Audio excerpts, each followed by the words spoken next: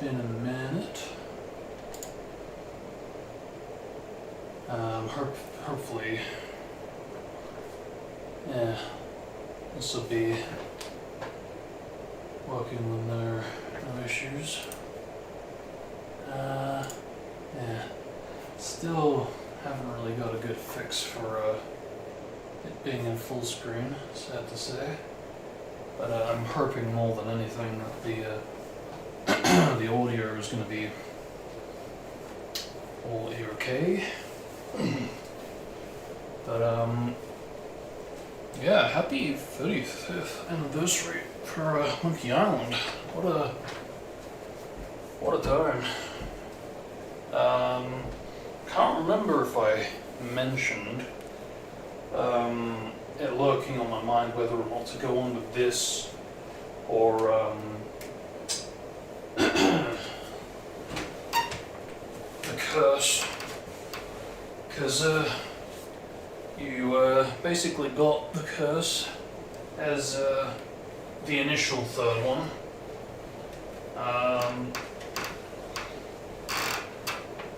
Yeah, and it was the first one that really didn't have Ron Gilbert in charge as much, which because of which was a bit of like a creative difference there in the direction in which where the franchise was going, which is why this game exists because it's the first real glimpse into where it would have gone post LeChuck's Revenge. Should be hopefully exciting to see where it goes. I've heard mixed things about the game. It's going to take a bit to get used to the art style. And as well as the fact that, rest in peace to El Bone, no longer voicing LeChuck. But I think he passed before this game, but I think it was shortly afterwards, so I think just health kind of got to him, and yeah, it's gonna be hard. Yeah, going into this, just based on the fact that LeChuck isn't going to be quite the same. Because that's the thing, right? He's been doing it since, what, 97? Yeah, that's a long commitment to a role. So, I have tried this. I only made it like about 5-10 minutes in, because I was testing it out on the Switch. But I'm not really in the best of positions to stream on that, so I thought, you know what, I've got the rest of the franchise on the Steam Deck, what the heck, might as well get it. I was able to get like one of those game code things and get it for like less than $2, so very cheap, very fortunate. But yeah, I'll go cash, so I don't know how long I've got. I'm actually in the middle of something big at the moment. How are we going for time? Okay, so I've got about 5 hours. Yeah, that's fine.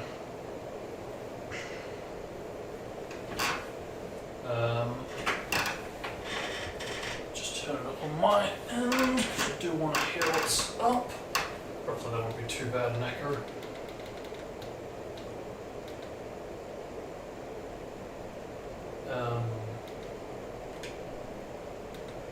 Why don't I have audio?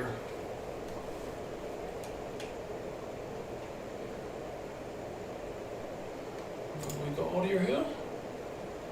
Nope. Why don't we have audio? Do we have audio? Yes, we do. We just don't have Steam Deck audio, because of course we don't. Oh, sir.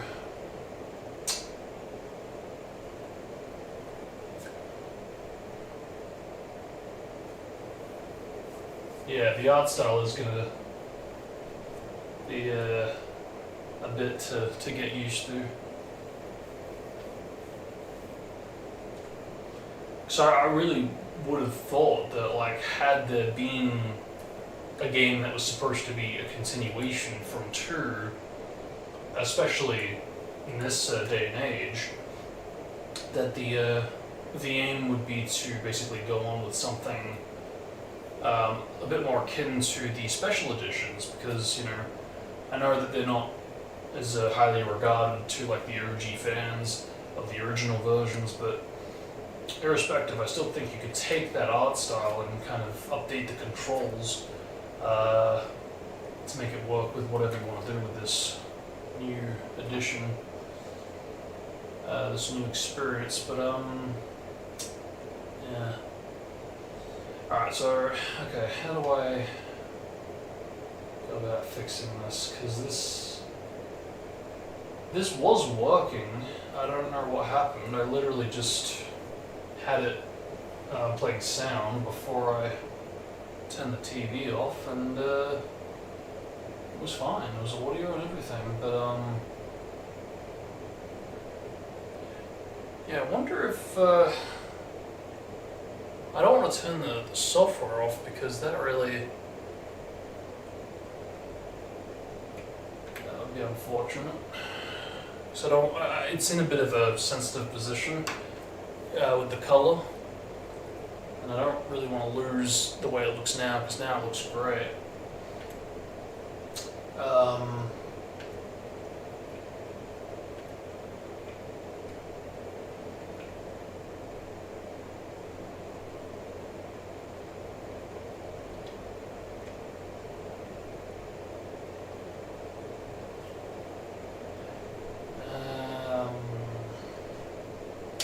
Turn that off.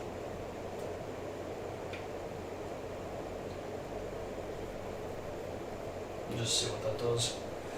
Just want to make sure everything's working before I set it to anything different. But yeah, I've been very busy the past, well, really, past 2, nearly 3 months. But as of right now, for the past 6 days now, well, going to be 6 days today, trying to get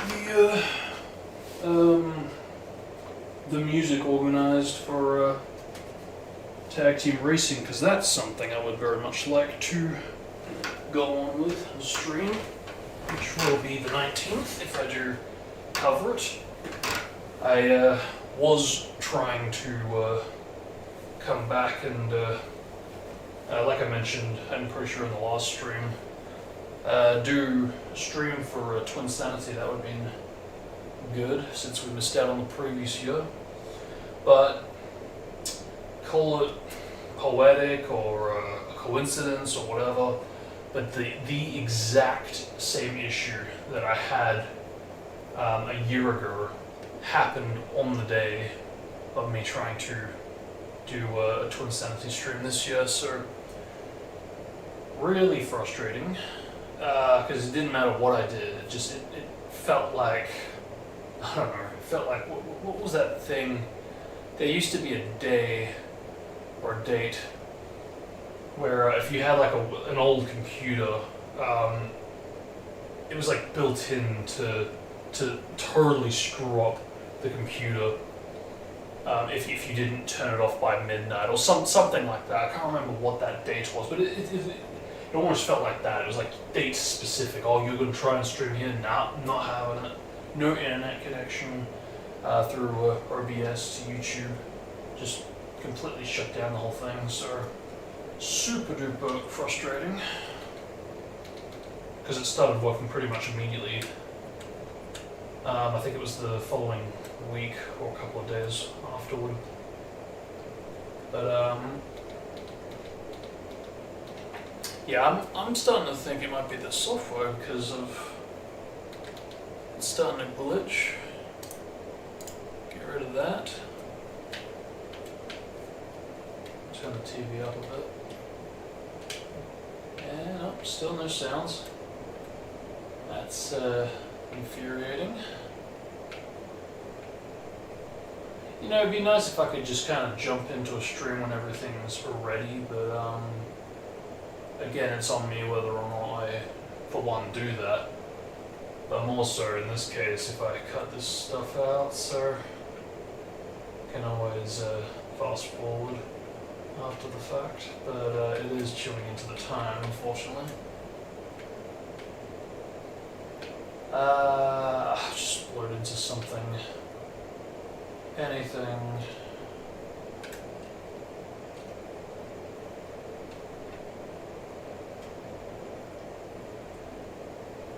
Because I just want to make sure that my audio works on the TV before I do anything too drastic. But yeah, it has been a very busy 2 months, last 2 or so months. I've been working a lot on this fan album playlist for something I'm dubbing as the Naruto Shippuden Cycle of Hatred soundtrack. It's basically just taking the ideas of the Ubisoft Montreal Ubisoft games for the Naruto IP, the 2 games that they did, and basically being inspired by what Ananza, the composer, managed to achieve with the Toshiro Masuda melodies and how he adapted that into a rockified form. So I started this project going back about somewhere between February and March, I believe, last year, and I've been very, very slowly doing them, all the way building up to December 9 last year for the first playlist, Return for the Dawn, because I kind of wanted it to be like the Ubisoft Montreal games, where we have Rise of the Ninja as the first game, Broken Bond as the sequel. Conversely, it would have 2 games for the Shippuden era, Return for the Dawn covering all the way from the start of Shippuden all the way up to the end of the Pain arc. Cycle of Hatred starting at the tail end of the Pain arc, getting the Nagato flashback stuff as the prologue to the game, so to speak, wrapping up all the way to the end of the War arc with Naruto v Sausage. That would have been interesting if we ever got a game like that, but or games like that. Just in general, the Shippuden era covered by Ubisoft Montreal, but the rights they had to the IP, the time for it just it ran out. It expired, so they handed it over to or handed their resources over to Bandai to basically utilize, do whatever with it to help them with the Storm series. And because of which we've never really had an open world Naruto game since Broken Bond, really. Because Storm 1 came out around the same time, same year I believe. But yeah, no, it didn't. We still have yet to see an official Naruto game post Shippuden, post Boruto Part 1, as a game, basically, an official game. So this fan game idea, so to speak, would kind of achieve that. It would basically have the same treatment done to it. You'd be able to rage as all the characters you get to play as. So that's kind of what I tried to do. I tried to make these rockified rage equivalents for all the characters, and I didn't know how long it was going to go for. I didn't realize I would be covering quite literally the entire anime OST.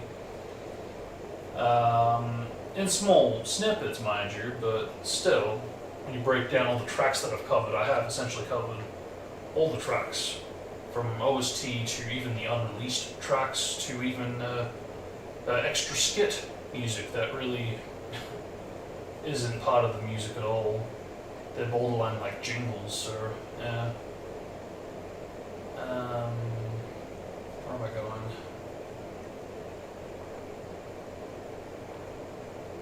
just gonna quickly boot into the desktop mode and see if that's gonna help or not. Yeah, no fucking sound at all. That is really annoying. Really annoying. My TV's up, so I don't know what the hell is going on.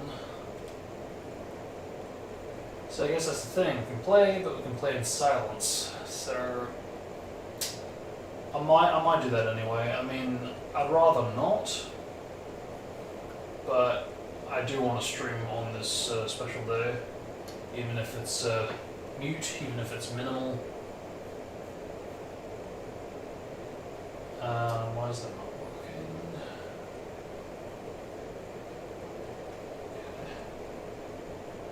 But yeah, I did what I could, and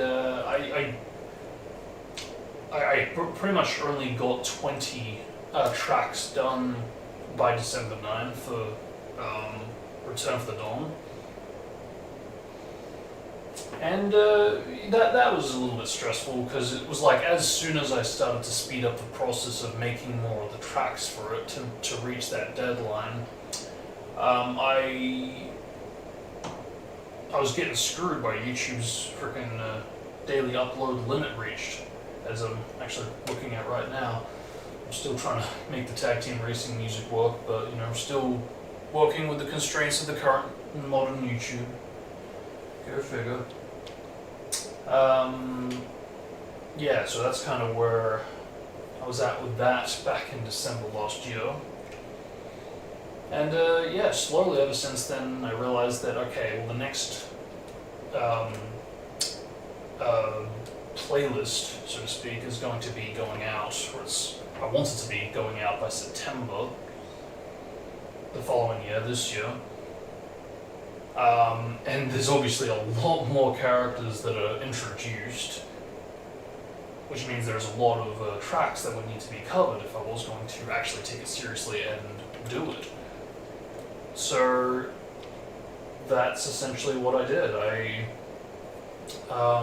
looked at the list of characters that I wanted to do, because look, Return was basically 60 characters. I wanted to have about 60. I could go a little bit over, but I didn't want to have 70. I wanted to have it under that. So I created a roster, stuck to it, and as I got through to the end of it, I started to go a little bit over, and it started to approach a bit close to 70. So I think there's about 68 characters all up for that. So about 68 tracks.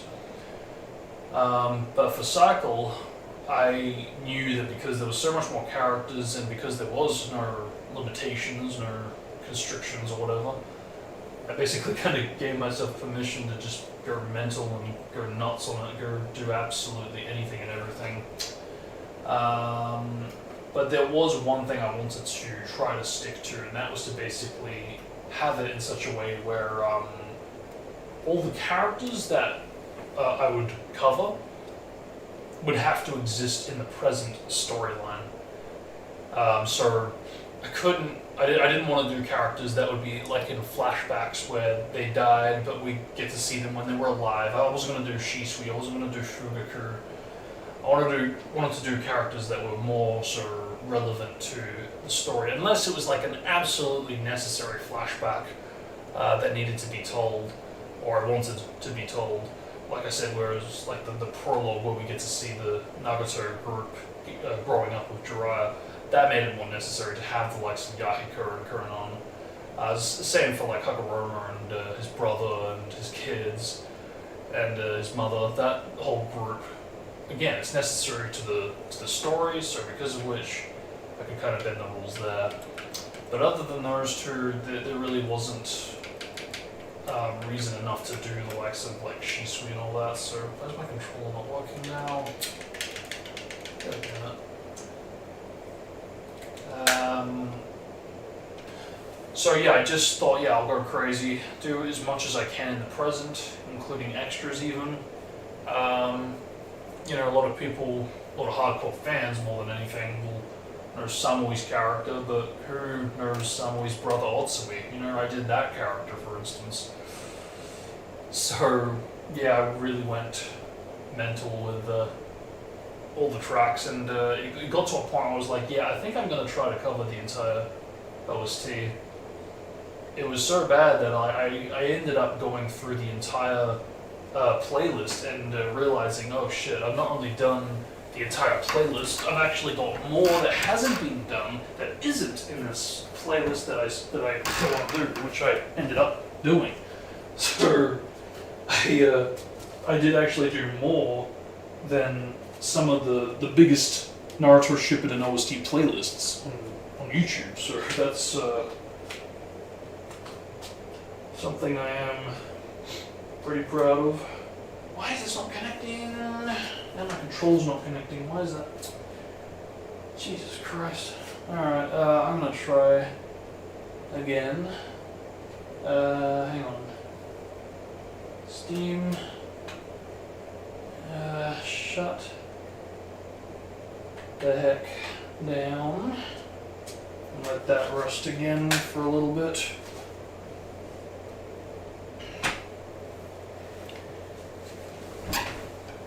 And yeah, by the end of by the end of August, I had, I think, about close to 200 tracks done. And I was like, man, that's pretty big, but kind of want to do a few more. I don't know if I've got time to do it, but then I realized, oh, hang on, it's not early September, it's late September that I wanted to originally go out. So that's what I did. I was like, okay, yeah, no, I've got almost a month, or just under a month, to get whatever else written down, listed, linked to the music that I wanted to have covered, and then I did it.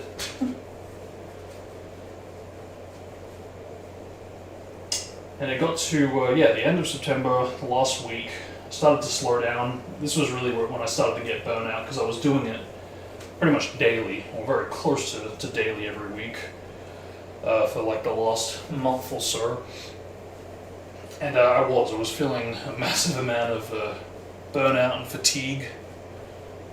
But I was like, no, I've got to finish this. Do want to have it all done by the date, if I can. And yeah, by the end of September, I didn't think I'd be doing any development on the day, but it turns out that on the day, I ended up doing the most I've ever done in my life. I can't remember how many tracks I ended up doing. I think I did close to 10, I think, or somewhere around there. And I stayed up a full 24 hours for it too. It was very intense, to say at the least. I was very dog-tired, very stressed to get it out. Heck, I was stressed to even freaking publish the damn videos, because it was like pushing 12 a.m. I was like, I need to get it out. And the browser was screwing up on me, and so much crap just to prevent me from, getting it to work or whatever. Getting it published. But, yeah, I ended up having to post some of the last couple a little bit after the initial date, which was fine, but as I was resting, and this was like a day after, or even 12 hours after the date had gone by, I realized, by coincidence, complete chance, that I actually did miss a track, just a single track, and I was like, oh, damn it, that is really annoying, frustrating. All the tracks, not 2, not 5, not 10, not 10, not 5, not 2, 1. So I thought, you know what, you know what, screw it, let's do it. And you gotta understand too that at this point I had done pretty much all the characters I could think of. So I couldn't just go, okay, well, we've got this track, it can go to Bjork or the third Hokage's wife. You know, it was at this point where I had done pretty much everyone you could possibly think of. So what I ended up doing was I decided, well, you know what, this track just so happens to have quite a bit of meaning.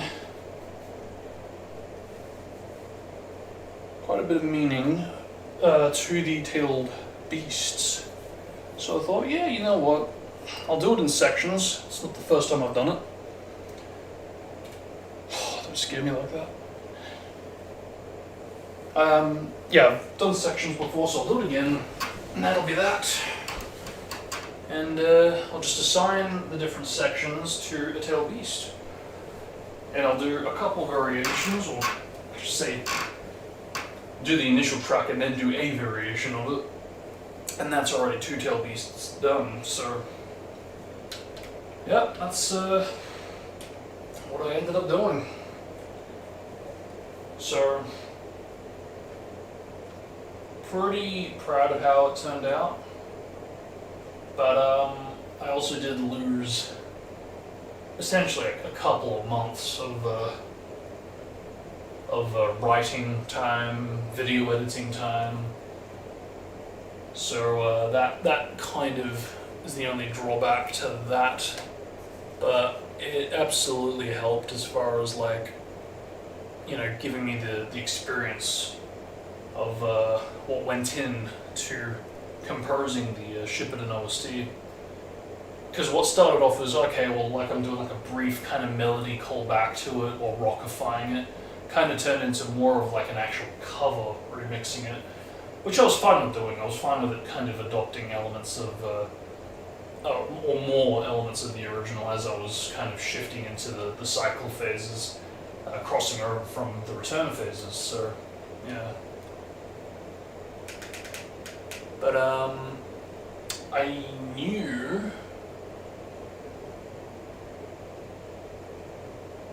Ooh, okay, the color's a little bit bright. I knew that,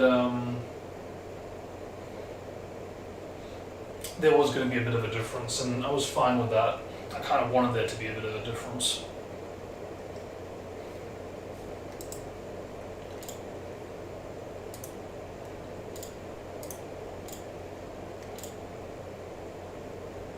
See, now it seems even less full screen. That is so weird.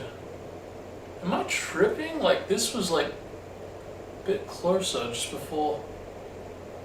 I don't like this software, I really don't. It's a lot better than this other one that I was using, or trying to use. But,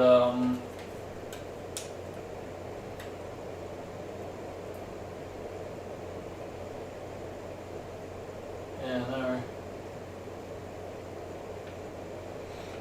Yeah, when I was doing the character swapper recordings, I had like a visual glitch for like the first recording I ended up doing, and it was like, what? Come on, I'm already having to deal with this. But then I had, just recently, for the latest swap I just put out just today, just, what, 4 hours ago? What was it? The audio, for a couple of the sessions that were pretty much covering a lot of stages, which means multiple videos, basically have this really frustratingly annoying kind of echo effect. It almost sounds like a someone talking in front of like a fan or something, you know, and it's yeah, kind of frustrating.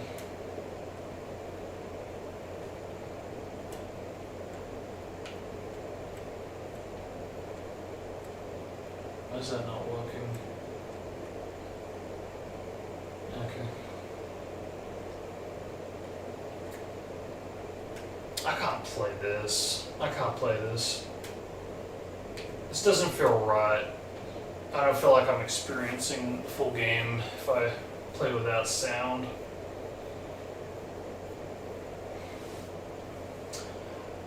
Yeah, I can't play like this. I really would like to play this on, you know, the anniversary for Monkey 1.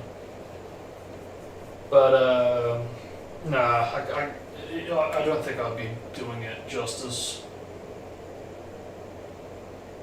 It's frustrating too, because like we're going to be going on with Escape this November, right around the corner.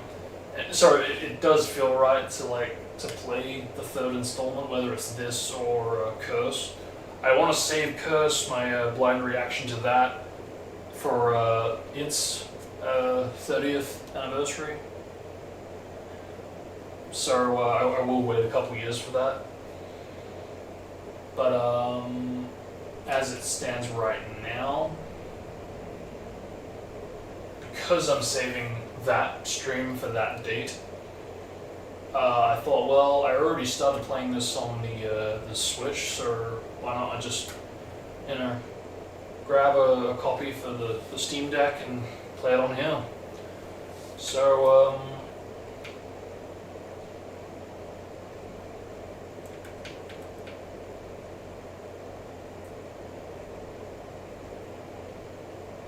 yeah. I could play like this. This would be a very traditional way of playing it, if I'm not mistaken. Take a bit to get used to the controls.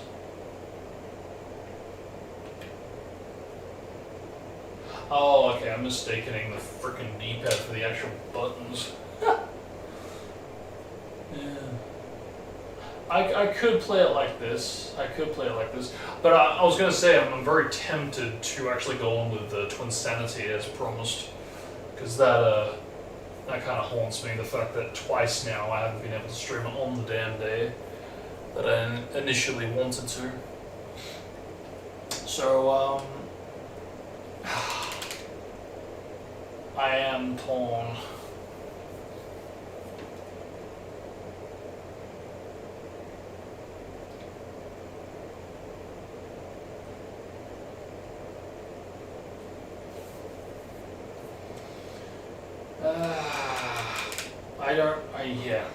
I could very easily brood into a Twinsanity, but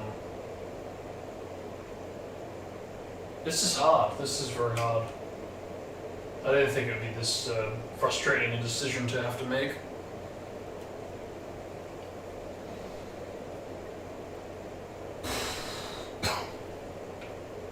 I think I will continue.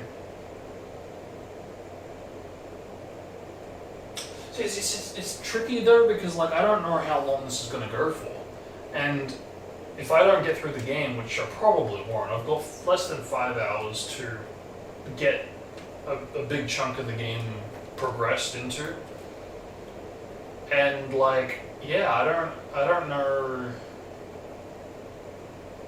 how long this is going to take. I don't really expect to get through the game at all. Definitely not in this stream.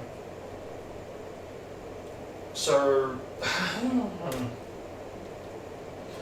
because the options were to stream it today or to stream it next July. That way I kind of keep the July tradition. So like I did the first one a year ago, July. I did the second one this July. I'll do this game next July. That seemed like the right way to approach it. That way it kind of free me up for the following year to do the Curse, basically. So it's already enough that I'm going to be like doing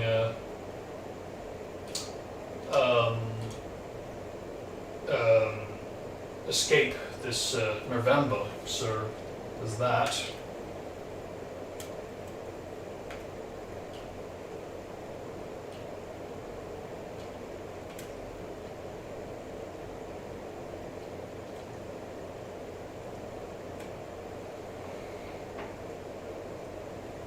Yeah, this is very frustrating.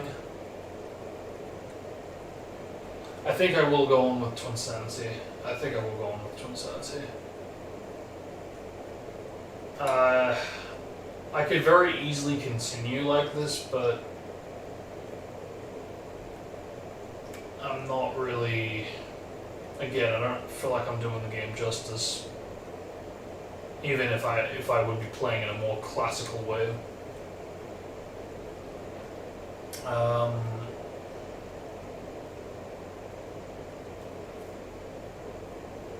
But at least I do have the game now. I can come back July and hopefully properly play this. So yeah, it's ironic because it also means that I will be trying to go on with the Twinsanity once again being streamed without audio. So it's kind of become a bit of a tradition at this point.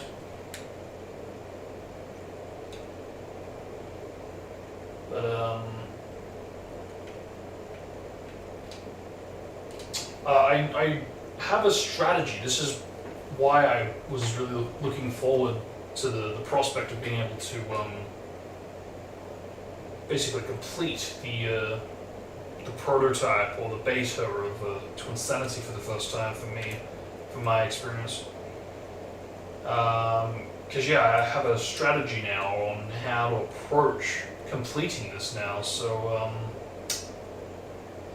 yeah, with that in mind, I was very hyped, very excited to jump into the anniversary stream, but then OBS decided to be a prick, and the rest is history, so to speak.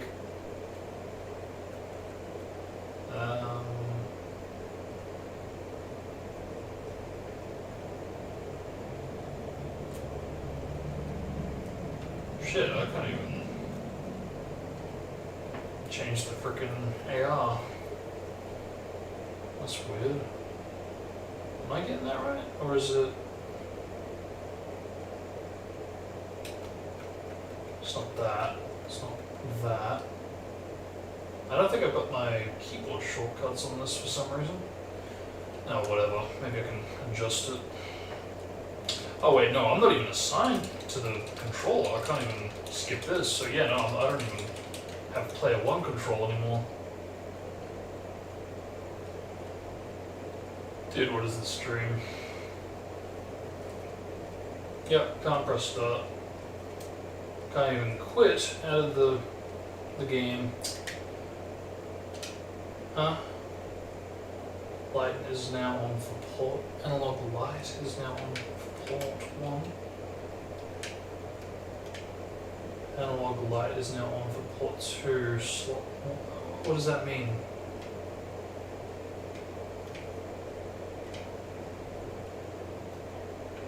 Controller settings.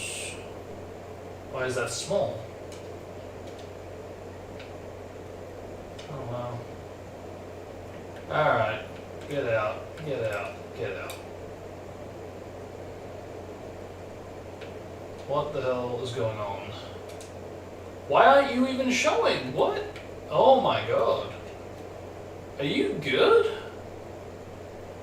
Yeah, I don't know what's happened in like the last few months, because I really just do not seem to be able to play on Emu Station from the dashboard as much anymore. It just seems to be super unreliable. Okay, well, let's try bypassing that and see if that helps. It's like, fucking hell, can I play anything? Can I stream anything today? Because, like, come on, I couldn't stream Sonic and Sega All-Stars Racing this February gone, so I didn't even get to stream that. So it's like, Jesus, what is going on? Will I be able to do tag team racing in a few days? Or is that going to give me grief too? Like, because at this rate, holy shit, I don't know if I'm going to be able to do this, to do any of this. R6 is in the clear, because obviously that's going to be from the 360 directly. Same for Rise and Broken, that's all fine. But anything Steam Deck related is like, what the heck is going on? Yeah, so where am I going? I need to go somewhere. Do I have... Okay, what's this? Doesn't say whether or not that's the prototype. Okay, here we go. Is that it? Is that my list? Doesn't look like that's my list. There should be more Twinsanity builds. There should be a lot of games here without covers, so I don't think I'm seeing everything there. All games. It's official.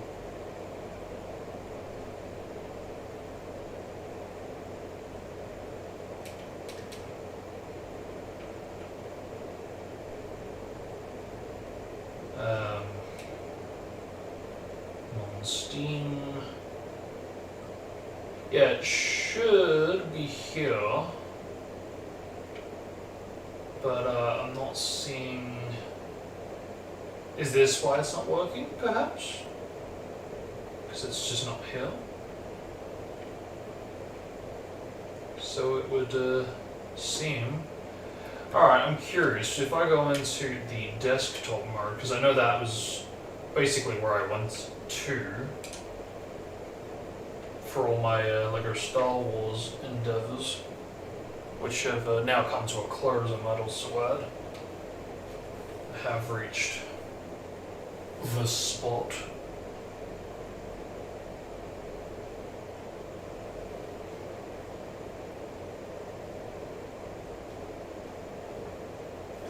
But yeah, we'll try this again. I don't think it worked last time I tried this. Okay, no, that's working, good. Alright, if it works, it works. Forgive the color, holy shit. Because it looks like this on my TV. So I don't know why it's doing this shit, it's fucking whack. Actually, it looks a little better on the capture card. More so than how it looks on the TV, so make of that what you will. But yeah, alright, should hopefully be able to get in now.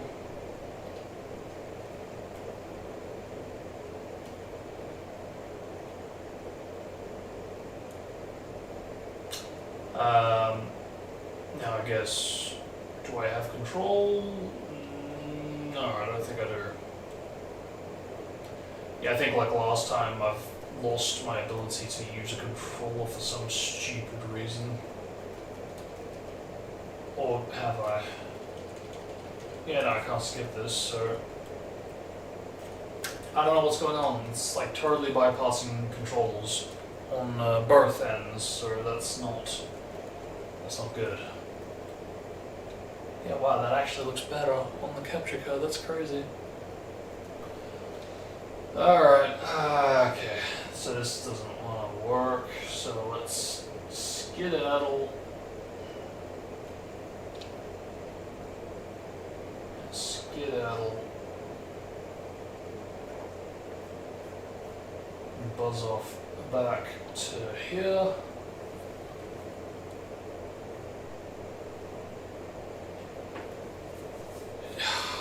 This is frustrating.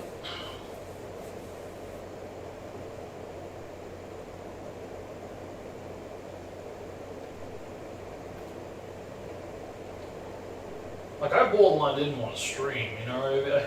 I completely forgot that the anniversary was on today, to be honest. I had the video that went out scheduled, and that's what really reminded me. And I was like, yeah, you know what, it's the 35th. Why not? That way it frees me up for, yeah, the escape. But at this rate, oh wow, that loaded before the TV did. Huh. But now the colors are a little bit bright. A little bit too bright. But okay, I'm gonna try to keep track of this lately. That is insane.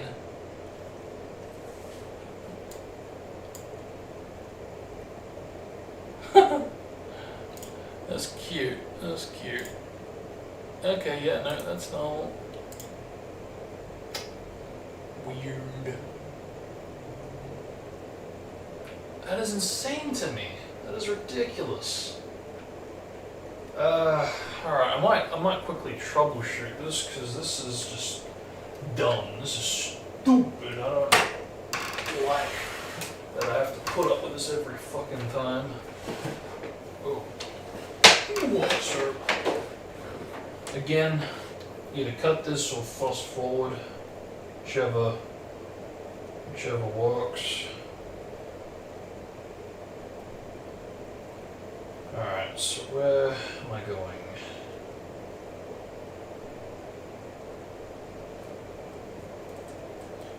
X360 wireless controller not showing Steam Deck.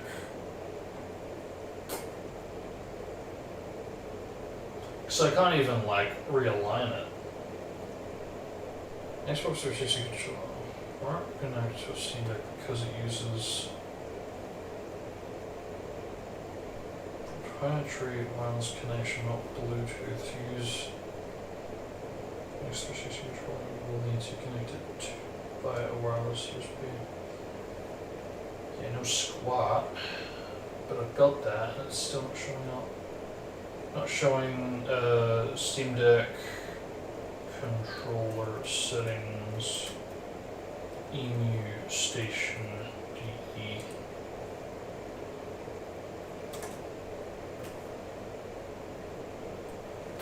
Did it just ask me if I want to tweak the AI model in Google? Jesus Christ.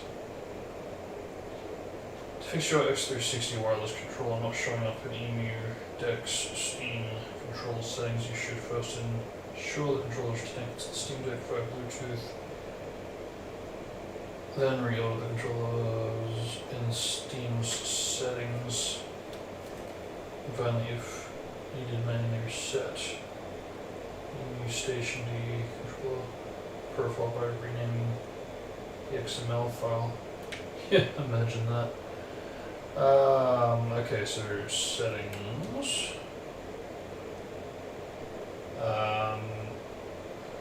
Steam settings control.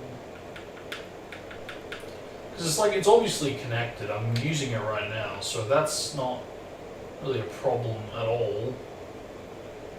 It's just for some stupid reason it's decided to bail entirely from Emu Deck, so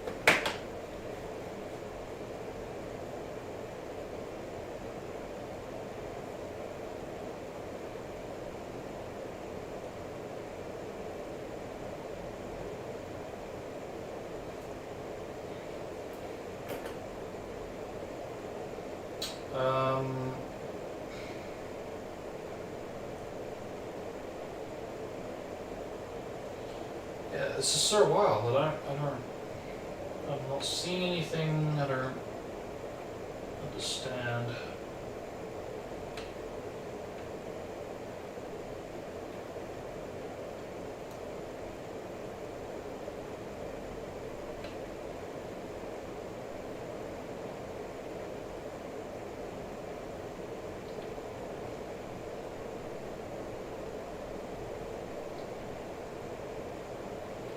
So wild.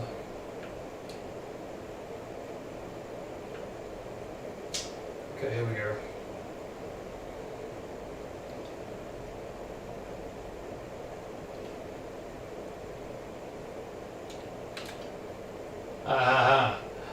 X360 controller disabled, enabled. There we go.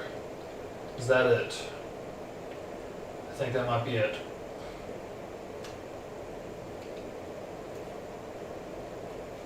I don't know what the hell that was doing off. I might have screwed up the shortcut for it.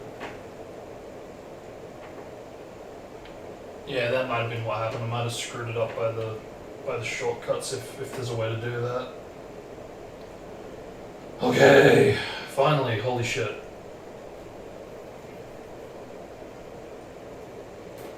Thank God I didn't have to look that up. And I've got my shortcuts back. Let's go. Just don't have audio for the time being, so it's unfortunate, but you know, I feel like in some kind of freaky way this kind of balances out the Twinsanity streams. Last year I did one and I lost about half of the stream's audio entirely, no commentary at all. And even better, the fucking quality for the entire stream was absolute bull, because I was streaming off of the iMac for the first time on said iMac. It literally forced me to install OBS on it because it wasn't working at all on the PC. It just was not having it one bit. So that was, yeah, infuriating. I ended up coming back, I believe, the same month to basically try out the prototype on the PC. But yeah, that only got us so far. This is soft-locked, isn't it? Yep. Alright, have it your way.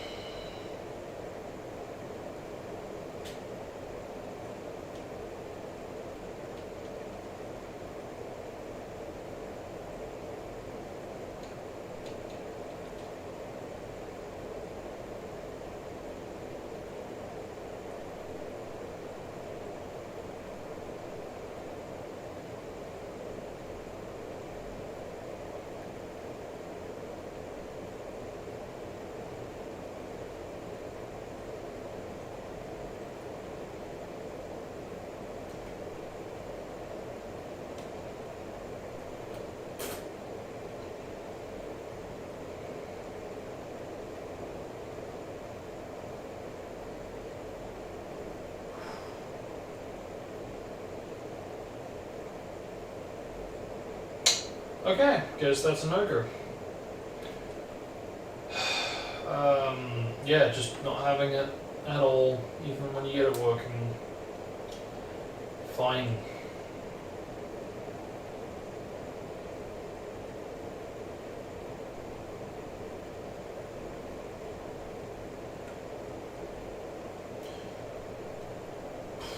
So I guess, yeah, I'm going with this. That's a shame. It's a shame, but I should have figured, because I have encountered that before. I do remember loading kind of doing that, but I don't recall a new game also doing that. Yeah, it just flat out does not want to work, so that is unfortunate. Be curious to see if it does that on the desktop mode.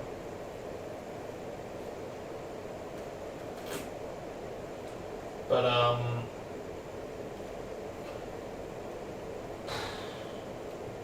yeah, if I can get the audio working, I might try and come back tomorrow, as long as I clear up all the stuff I want to have cleared up. If not, I think I'll just go on with the July plan.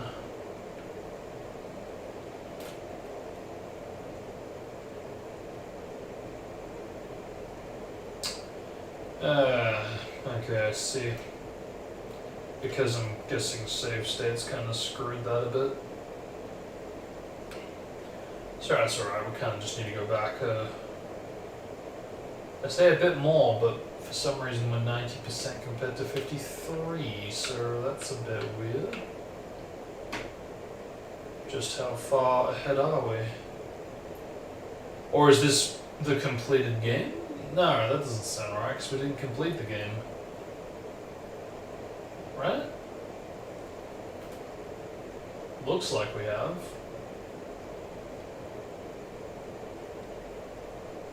Yeah, no, we did. That's weird, I don't remember... Oh, wait a minute, hang on. Okay. Okay, I see. So no, I apparently did get the prototype working. The prototype might have been where we screwed up. Where we got the freeze with the soft lock. And I was like, okay, that could be that, you know, but I could also come back and do the review version and actually complete the game, and I think that's what we did, came back and did that. That's the only thing that makes sense so far. Wow, I actually got a lot of gems, holy shit. None there though. Huh, so, alright, hang on, I'm curious now.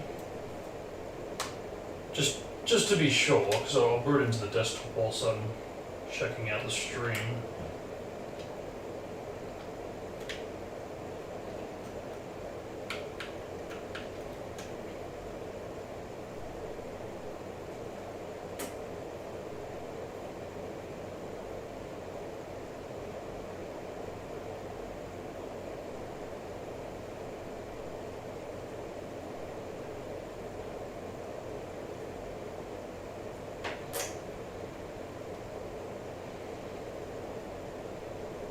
Is horrendous quality.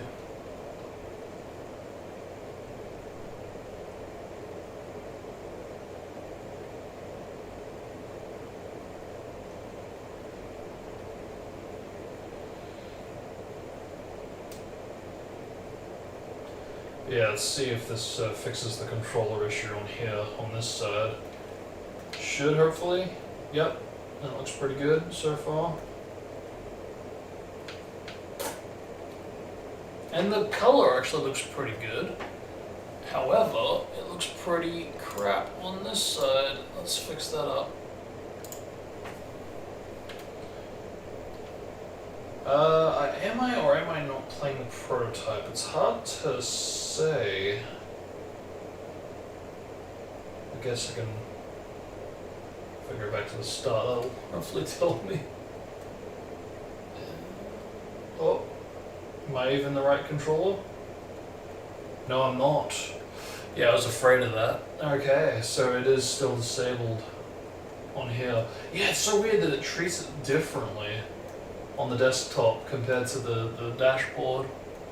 So weird. But now I kind of know what I need to look for, so that's good. Kind of. Okay, so, alright, I need to bring this back.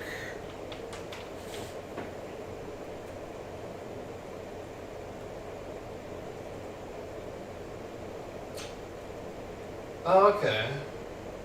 I might have been playing retail. It might not have been a prototype at all. Because that doesn't... Oh, okay, no, I think I see what's going on. Yeah, no, I think I did play retail. But when I got the idea, hey, I'll complete the game. Yeah, okay, so we got stuck on retail. Oh, shit. Right? Am I getting that right? Do we get stuck on retail? Oh, no. No, we got through the game. But I decided to come back. I was going to say, I remember getting stuck on the last stream. So the last stream was the review version. So, okay, I'm guessing I came back because I was going to do the prototype stream. That decided to bail. I wasn't able to get that to work at all. So I just thought, alright, that's not going to work. Let's try the review version, because that just so happens to have been something that actually does want to work. Try that out and see how far we can get with that. And yeah, we go up as far as we could. But now I know a method that should hopefully help, if we can even get there, that is. For now, at least. Yeah, wow, I don't even have control of the controller now. It's so weird that I did, but as soon as I went into the game, it's like, nope, not having that. Did it freeze? No, it didn't. They're back. How about now? Okay, there we go, no, that's better. Can I access the controller settings from here? I do wonder.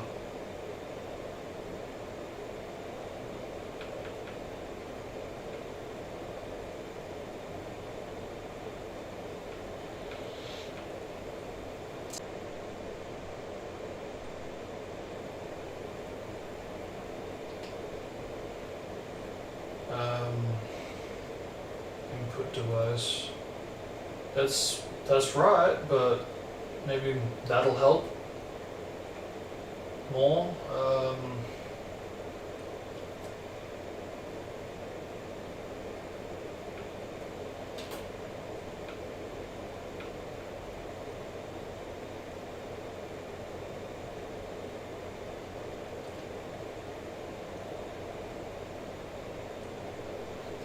Yeah, I don't know. I don't know if that will help or not. Non-keyboard input. Accept input from first control.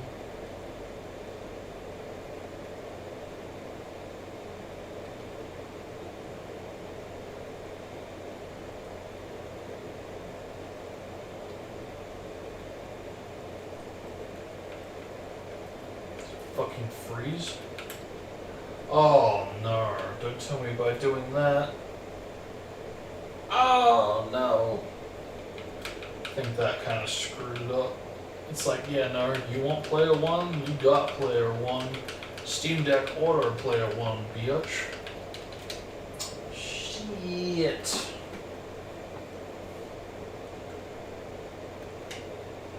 Yeah, no, that flat out isn't working.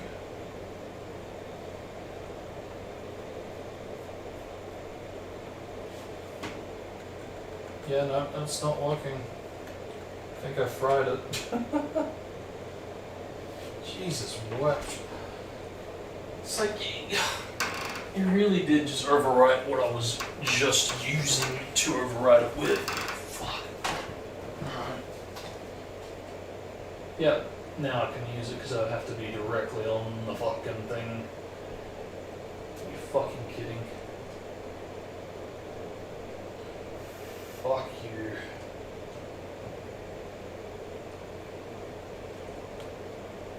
What the fuck? What? What? What? Now I can't move? Now I can't disable it? What? Are you fucking kidding? What? Nah. Nah, man, that... Okay, something's wrong. You got this wrong, man. You mean to say I could literally control that, and now I can't? What? What? What? Nah. Nah. Nah. Don't like that. Don't like that. Nope. Nope. Don't like that at all. That's not cool, bro. Okay. Why is it like this? Why is it always like this? It's no wonder I don't like playing games these days. They just seem to be always complicated, or I'm always dumb, or always birth. Jesus Christ. Alright, let's see. What about... I should have just done it from fucking here. This would probably have sorted out my problems. Doing it here. What does that say? Add to favorites. No.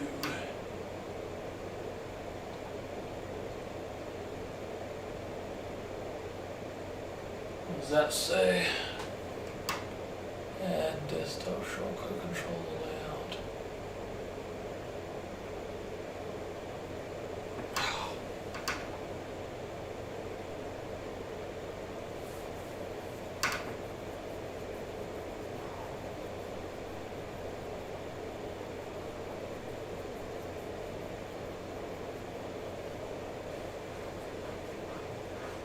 Enable extend buttons, edit layout.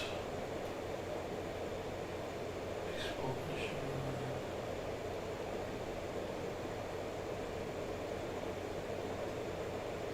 What does that say?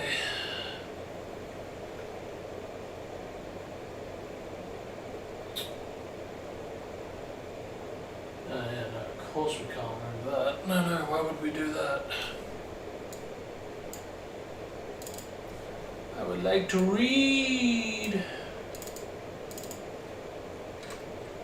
Why is it so hard? What the fuck do you say?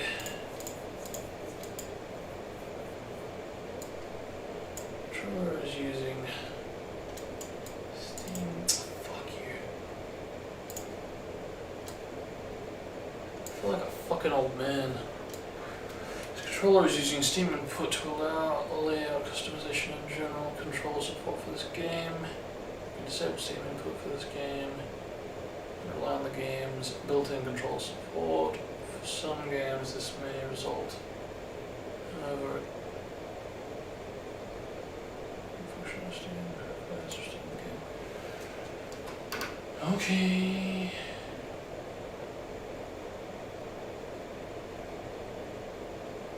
Always re-enable it. You good?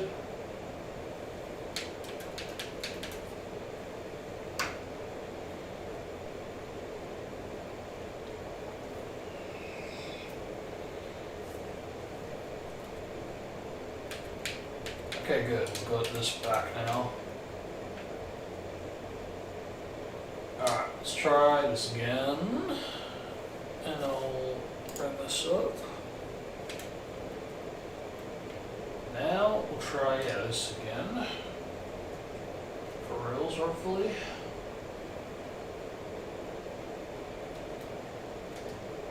Nope, I don't think I'm connected. Nope, not connected still. Because of course I'm not. I'm only connected to the fucking dashboard of the fucking emulator, but no, why would we be connected in the game? You actually thought that would work, you silly little goose? You fucking moron. Stupid idiot, you actually thought. You actually thought. You actually thought. Okay. This is pain. This is why I don't play games, Loki. Okay, let's try again. Input device, Xbox 360, so that's working. Only accept from first. Oh, look at that, I can disable it now. It's a fucking miracle. How about that? But that confirms that even with that, it still didn't give us player one. So I really don't get what's going on. Configure keyboard and controllers, nope.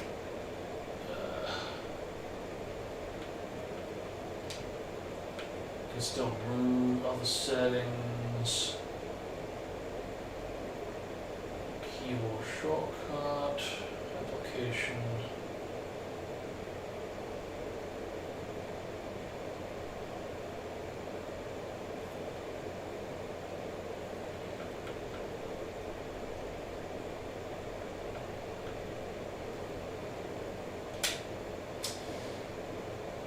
See, I don't even know what I'm looking for.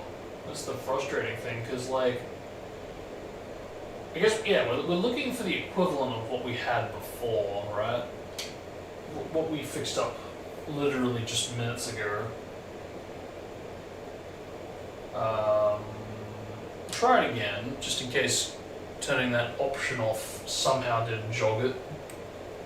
But I'm not holding out herp. Yeah, no, I don't think we've got... Yeah, no control. And I can't even get out of the game, so like, it's just like flat out, there's no connection whatsoever when you're in the game. But I do have control in the dashboard, because of course I do. So, because that's a no-go, let's try this again. What exactly did I do? Did I go I think I might have gone properties. Yeah, this is what I did.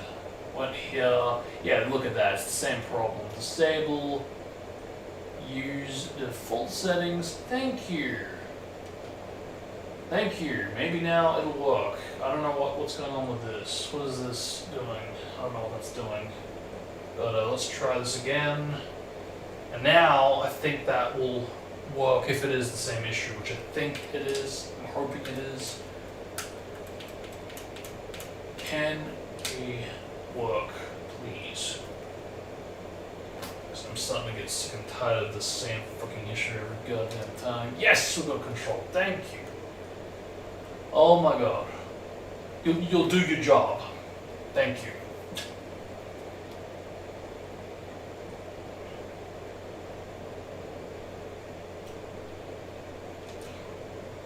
Excellent. Is this going to work though? That's the bigger question, unfortunately. And the answer is no, even this does not want to work. But I should be able to get into the game, which I can. Let's go. At least I've got my control back, because that's ultimately what I wanted. So, that's great. While I'm at it, I might as well show this off to basically bring up the progress. Load. Yeah, there we go. We are on the amount that it's pretty much ready to go down to. It's pretty cool. It's pretty cool to actually have this in a level and be like, yep, there it is. What do you know?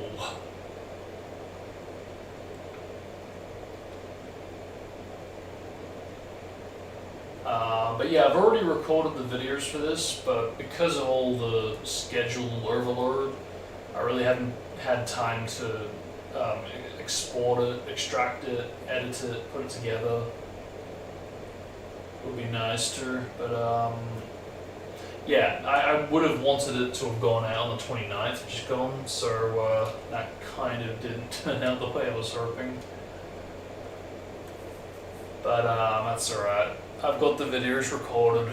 I've pretty much finished it. It's just I need to export it, extract it, and then edit it. But yeah, pretty soon we'll go on with that. I don't know what on there, because I could go for nostalgia and play it on this, because I grew up with this on PS2.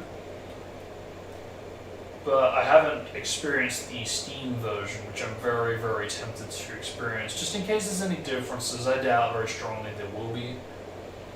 But it's also the version of the game that I believe is speedrun, which I'm very curious to check out. So I think I will go for this slightly different approach there. But for now, let's try to get this to work.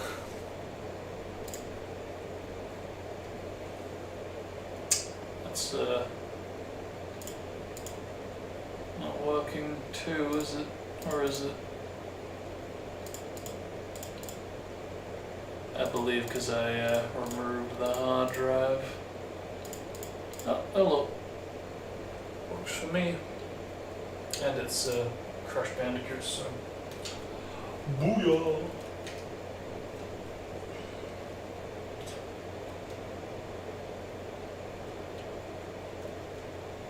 So we've got a save that doesn't work, and we've got a save that works but doesn't actually take us back. Yeah, I gotta be honest, I think these saves are actually from the retail game, but they're just compatible with the review version. I think that's what's going on. Because we completed the game on retail,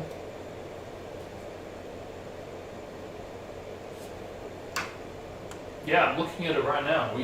The game save that I viewed, literally before, where I have all the gems except for the Academy of Evil hub.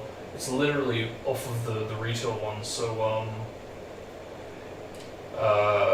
coincidentally, curiously, it just so happens that this game does kind of behave in an interesting way where once you complete the game, you kind of can just replay the events of the story. Something that actually really pissed me off as a child for some reason, I don't know why. I'm guessing because I just didn't like the idea of like being forced to like revisit parts of the game that I have already experienced and feeling like I lost the progress and it was treating me like I hadn't gone past there already. Because it wasn't even like a retelling of or replaying through of all the levels like R6 does. It was like flat out, no, here's the cutscenes, here's the level after the cutscenes. Basically reenacting the whole thing as if, you know, everything that happened after that never happened. So that was very, very frustrating.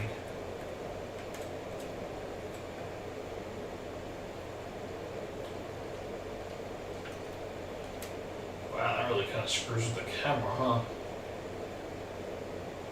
Alright, so I'm going to try to load into a save state to see if that does anything fancy.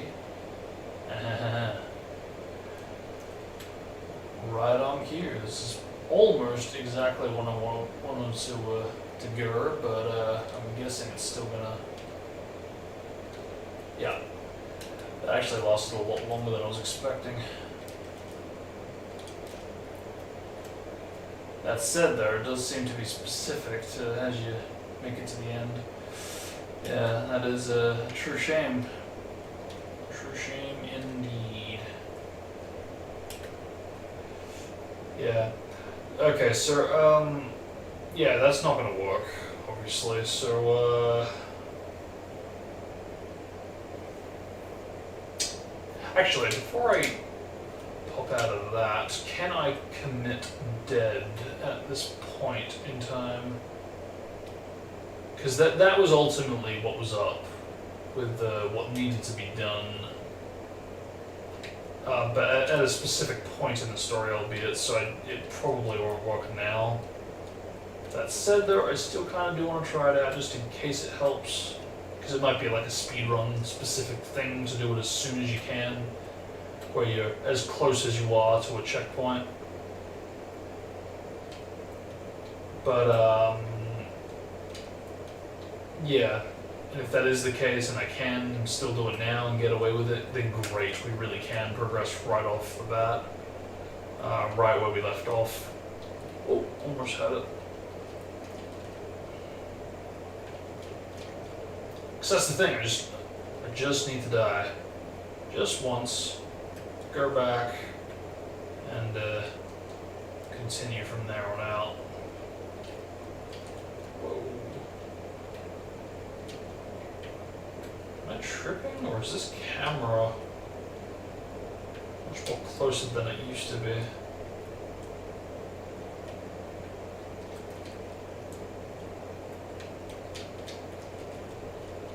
Am I doing that alright?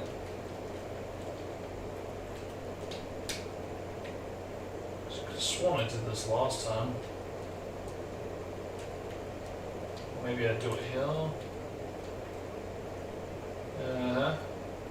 There we go. Whoa, whoa, whoa, whoa, okay. Hell. Oh wow, it's still fucking...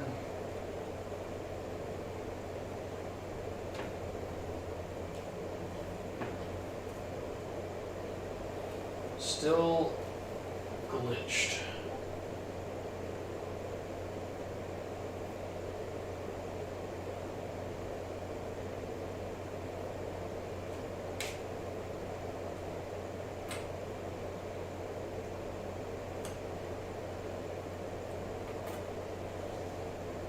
Holy shit, no parking.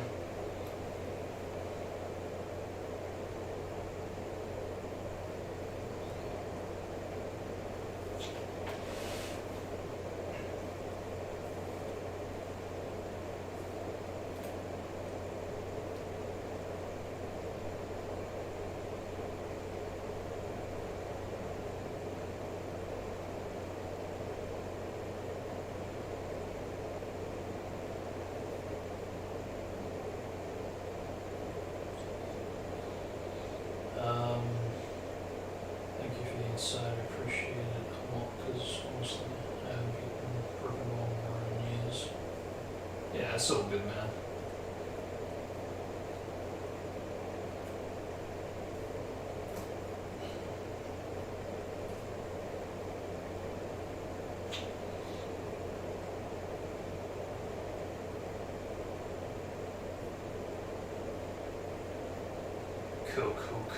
Cool.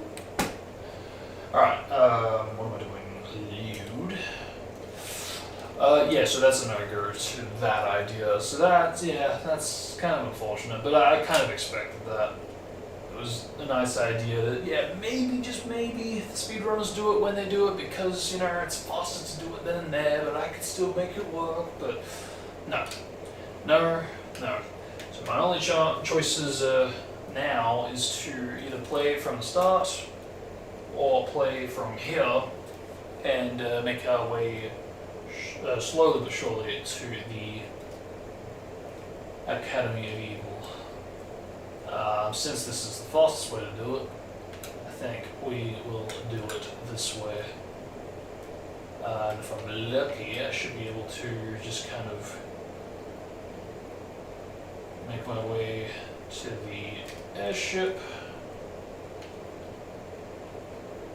Hopefully no soft locks in the way. And try our luck again. Hopefully going straight to the classroom chaos. And yeah, just have to remind ourselves to do what we need to after the bus run.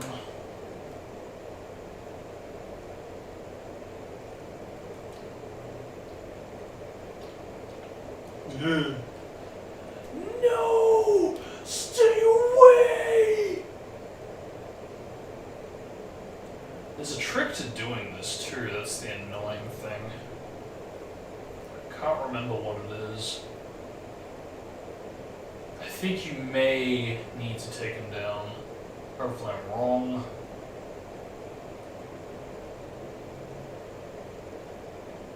Because I think like a room in Academy of Evil, in Classroom Chaos actually, you do, I think, need to take down a set amount.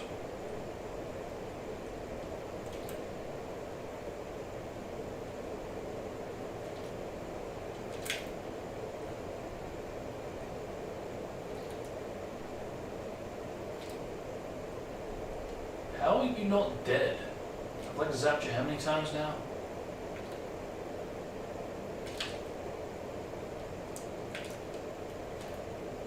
Oh, I see. 2 hits at the same time.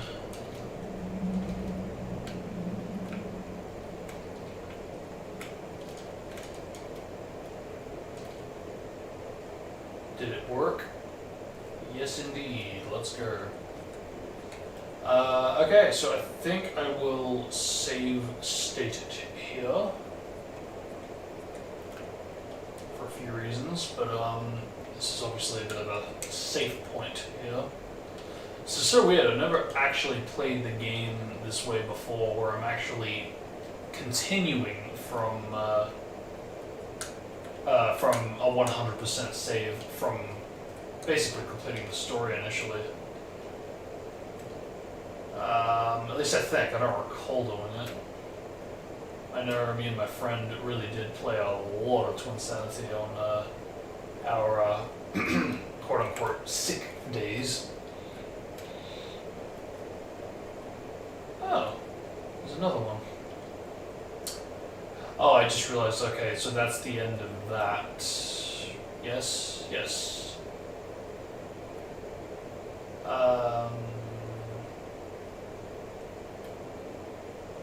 Right, so what the hell do you do after this? Because, like, you gotta be careful, because if you fall down, you just trigger the cutscene, right? Yeah, Cortex is still waiting. Why wouldn't he?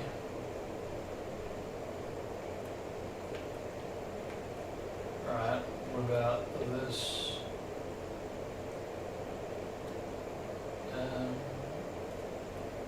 Okay, shit, we just flat out continuing from literally right where it crashed. Okay. Might not need to redo it all after all.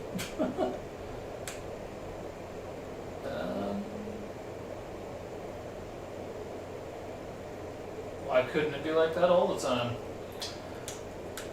Okay, so yeah, now what? We just kind of trigger the 5th dimension. Cue evil crash.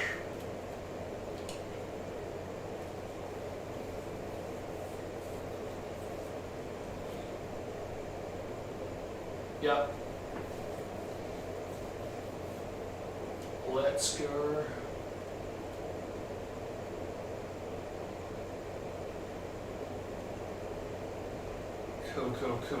Cool. Very cool.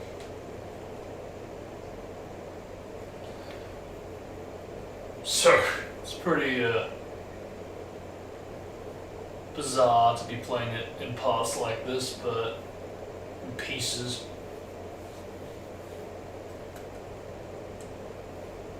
It's alright. At least I'm, in some way, shape or form, getting to actually finish it, complete the damn thing. That's good, that it actually did not take that long. I didn't think I could, like, literally go straight to the next part, but I guess it does pay to have a save where you do actually have the game completed after all. You quite literally just roam to right where you need to go, so I'll take it.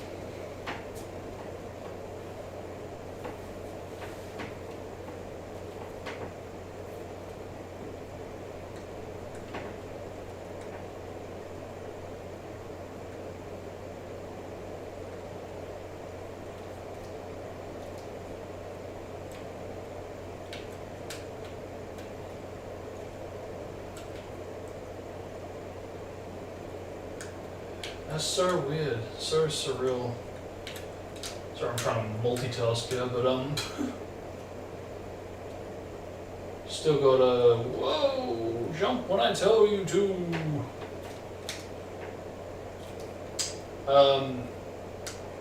Yeah, Neil Parkin, a legacy player for Naruto, Rise of a Ninja, Broken Bond. Great to see, still active, got activity going on.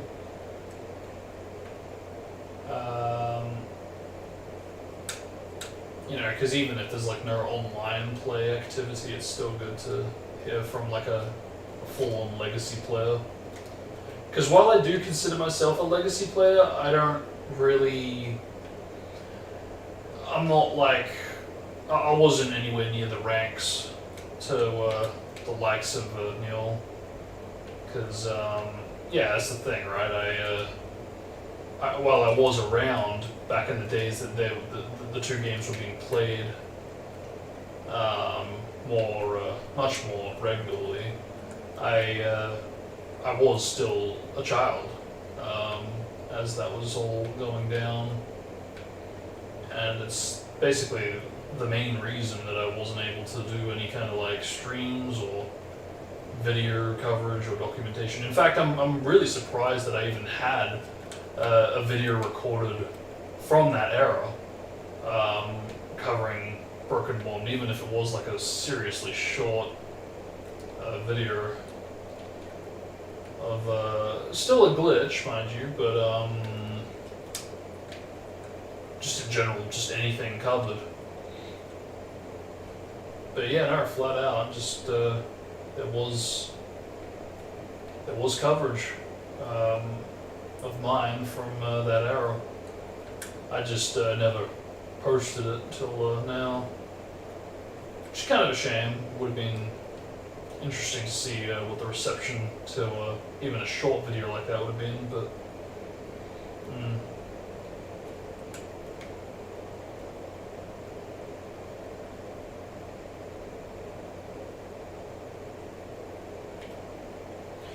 So this is the other good thing about starting from like a 100% save.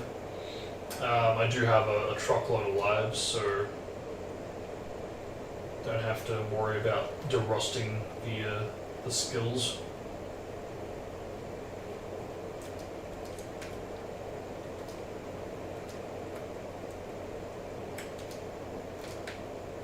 Whoa! There might be differences in nitros crates, because I don't remember some of these being like immediately.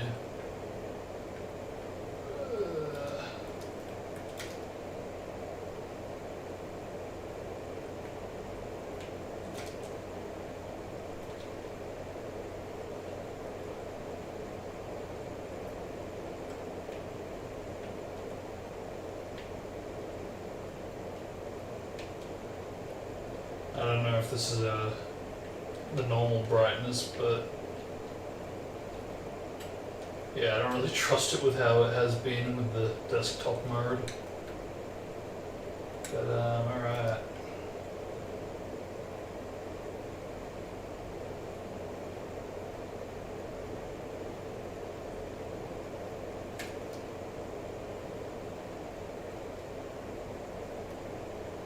Let her go. Take me instead. No. I don't have Aku with me. I was gonna test if Nina still kills you.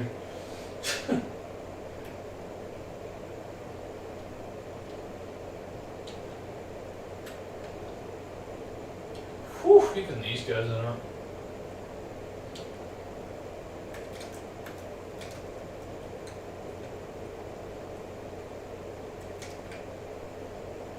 Screw it.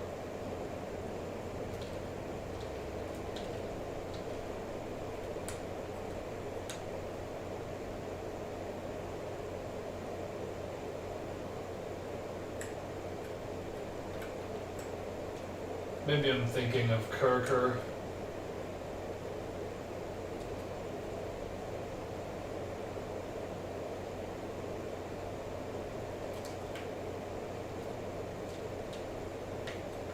Yeah, I don't know what's going on with my controller with the camera, the right joystick, because that's kind of annoying. But oh well, not much I can do about that. Main thing is that it's working. I say it's working, it's not really, is it? Don't have audio, it's not fully working.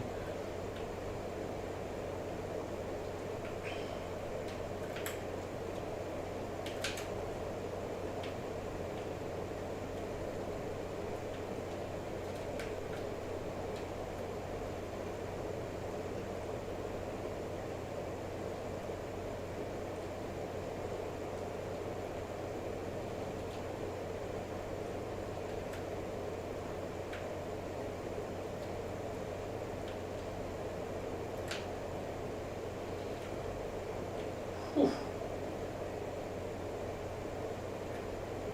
Save that there. I mean, to be fair, there's a checkpoint.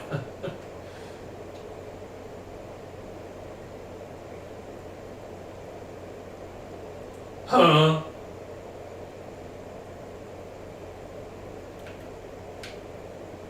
Okay. Okay.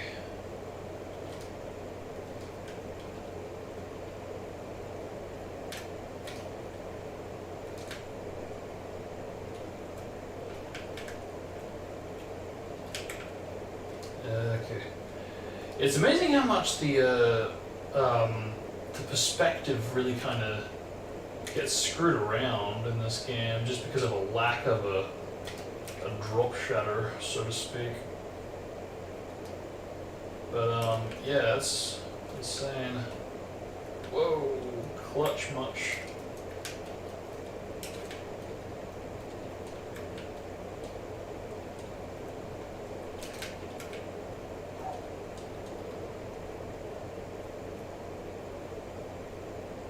You good?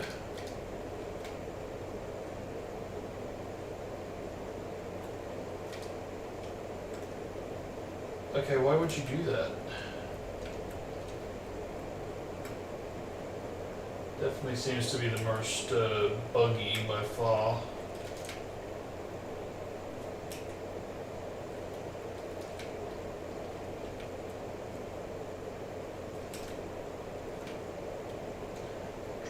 Not used to the fucking whatchamacallit, all rapid shortcuts. There we go. Not quite done, but we're getting there. Yeah, this all pretty much seems to be the same.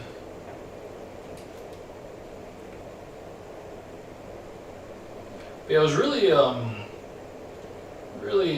bummed out about the fact that I couldn't get to stream this on the day, because that was really frustrating. I really did want to stream this, but I just kind of couldn't.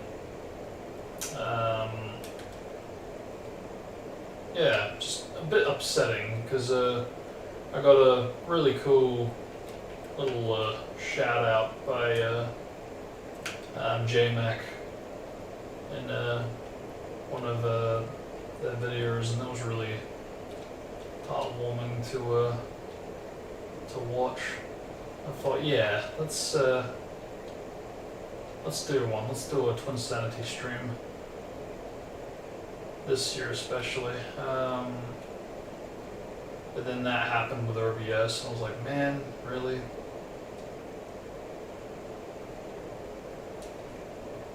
So at least I'm kind of doing something now. Because that's really one of the reasons to why I was like, yeah, you know what? Let's, I'll do that. Let's, yeah,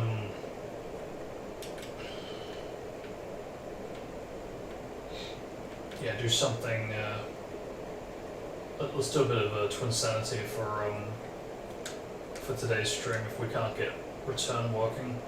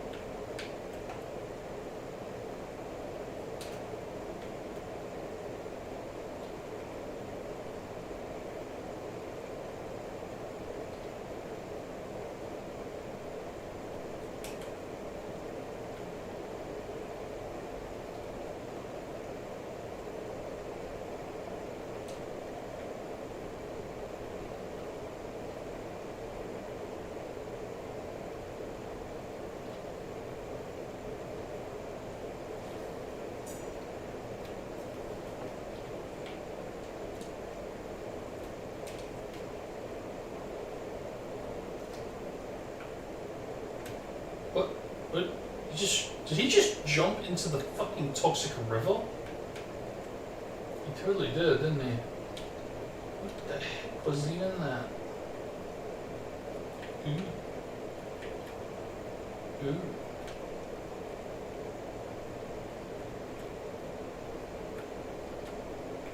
Well. No gem, huh? Gotta remind myself, I have been here before, so there is that.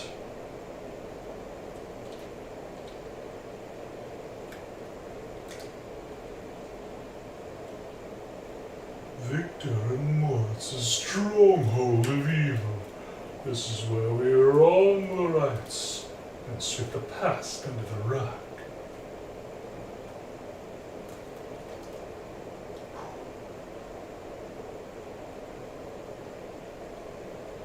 Well then, shall we?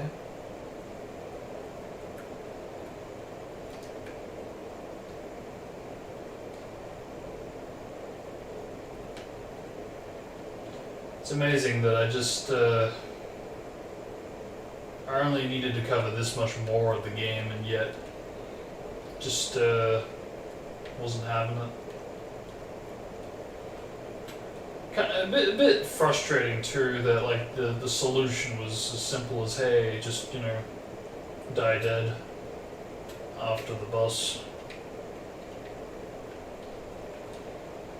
And I must admit, I was kind of looking forward to trying that out for this, but if you can bypass even that, then why not? But I will have to remember it in the future for whatever kind of playthrough I do. Unfortunately, the prototype does not seem to want to work, so that's for now going to be a no-go. Real weird too, because I mean, it works on the emulator, I know that much, because I literally covered a video of it on the same emulator, but only difference was that I was doing that on a PC, going back about 5 or so years, maybe 4 or 5 years, and now I'm on a Steam Deck, so really it's not that big a difference. Still is going through the same emulator. If anything, a more updated emulator. I don't know, maybe that's part of the problem, but holy crap, am I actually getting a hunger pain now? What the frick? I literally just had a snack before I started the stream. Oh well, whatever.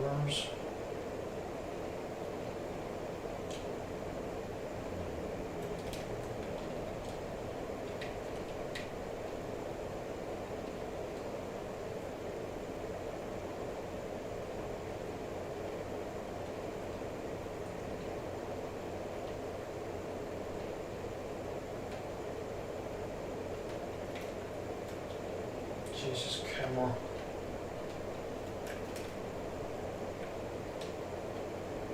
That's not gonna work, silly.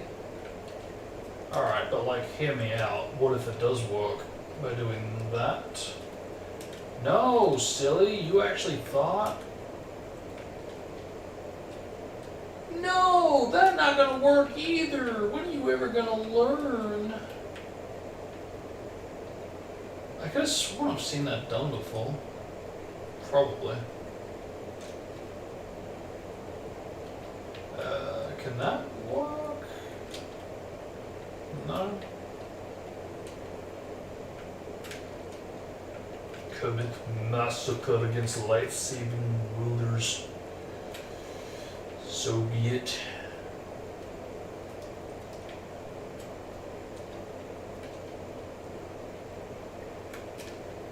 Right.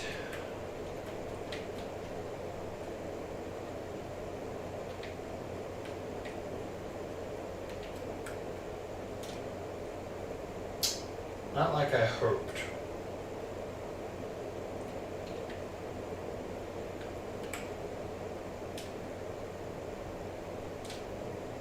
Not quite my tempo. Yeah.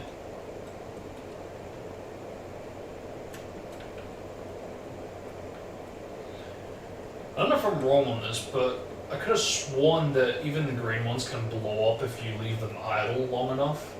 I don't know if I'm imagining that or whatever, but God, this part reminds me a lot of the Incredibles video game. I guess it was kind of part of the gaming trend back in the early 2000s. This time especially. Something about like R4 or 5-ish. Also, R4 really was like the time for platformers. So I don't even think I would necessarily call these open world games, but yeah. kidding?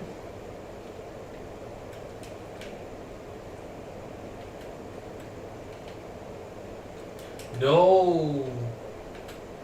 Again, you actually thought that was gonna work? You silly goose of gooses? What? You silly goose of geeses? What?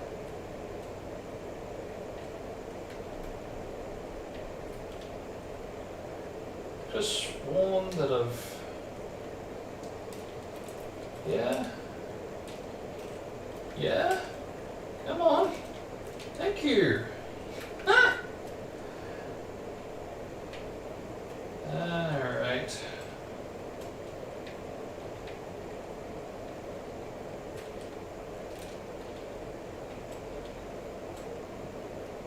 No. No.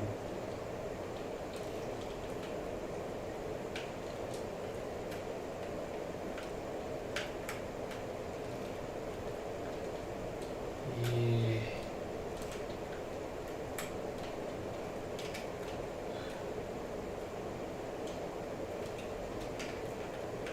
Can you not do that? I was gonna say, I'm sure you can. Alright. Okay, let's move on.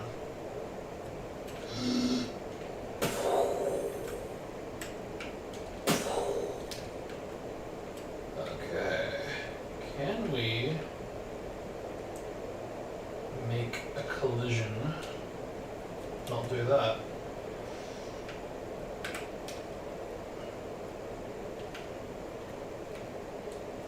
Ooh. I don't even know what I'm trying to do.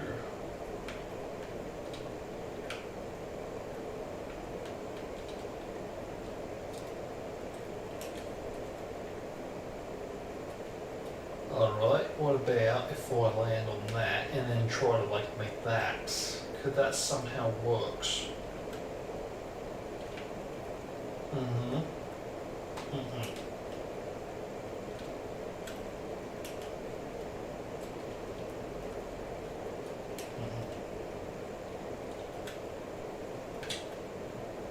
Um,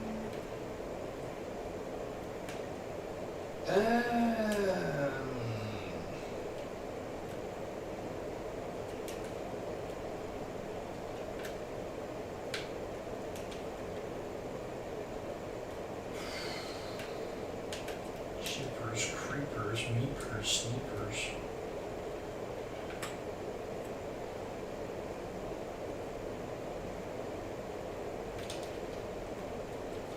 Maybe.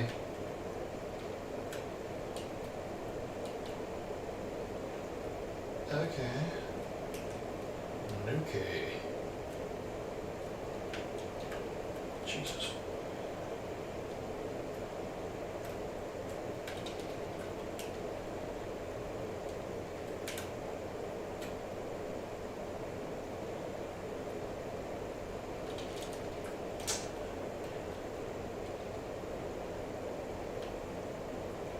Ooh.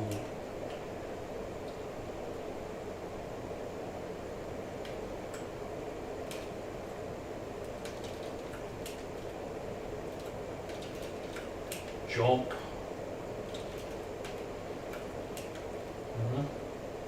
Yeah, jump in the right direction. Yeah, I like. That looks pretty good. That looks pretty good. Just have to be pointed the right direction. Yes! I'll take it. I'll take it. I'll take it. I'll take it. Even if it wasn't the ideal platform, it's all good. You call me. You call me. Huh? Where do you come from?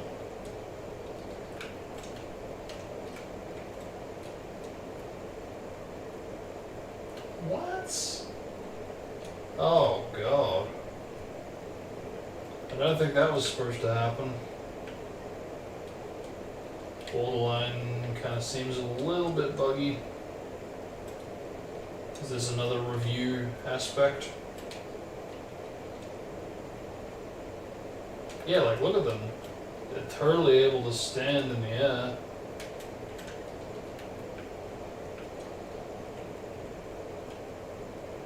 What do I do about this one? Can I jump on these guys? No, I cannot even bounce on the heads. Okay, no, I good. Good. I was gonna say, did we actually pull a Sonic 6 here?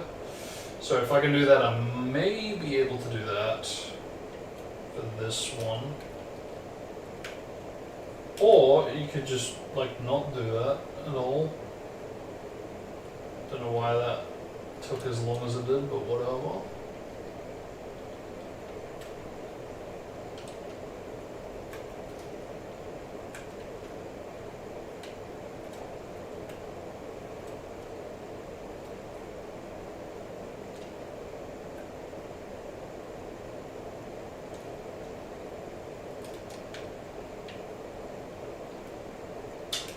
Okay, that was kind of stupid. Low key. Let's try this again.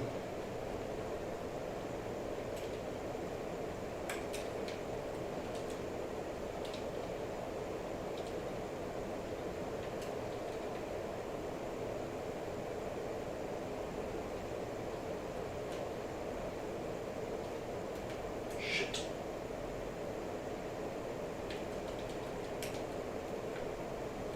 Wait, is there two fucking check? Oh, okay. Yeah, there really is, like a checkpoint there. Gotta say, this does feel like it's in beginner mode. I don't know if that was normal or not.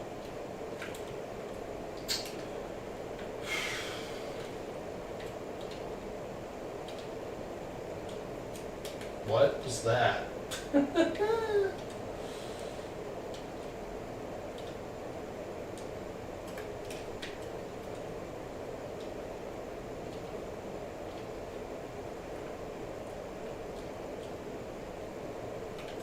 Dude, this camera is really trying my patience.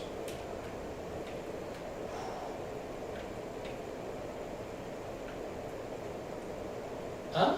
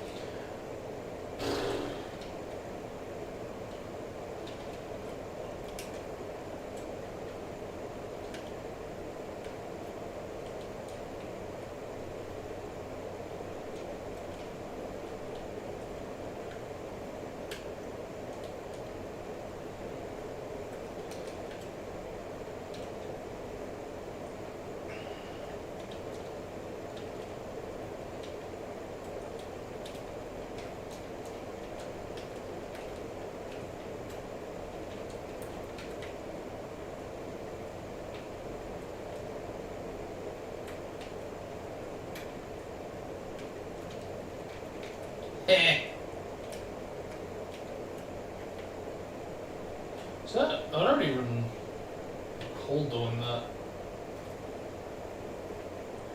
I was right to think he was trying to come back behind.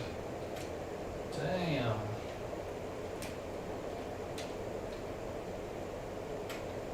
Shortcut.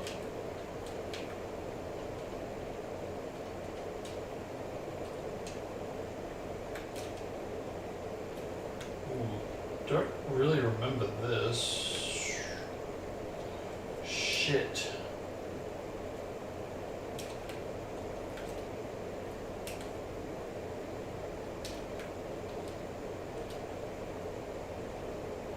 Whew.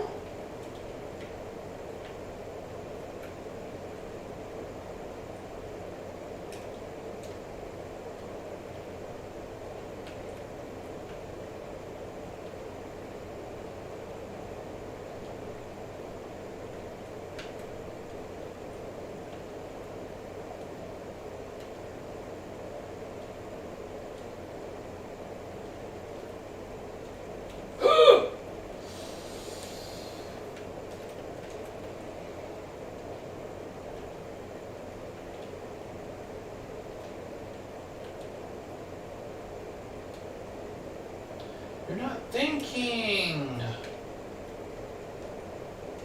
Learn how to think.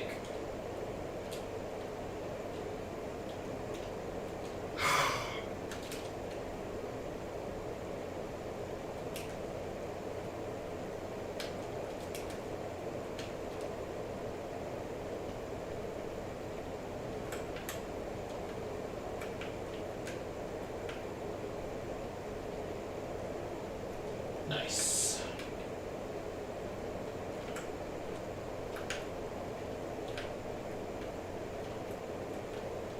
Fuck.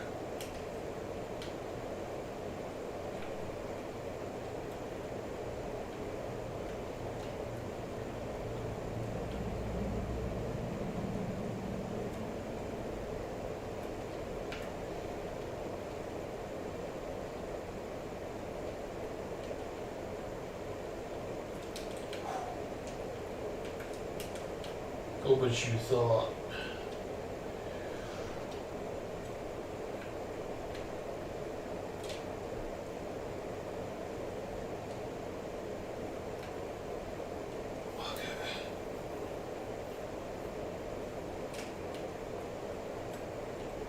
Okay, now that's a bomb.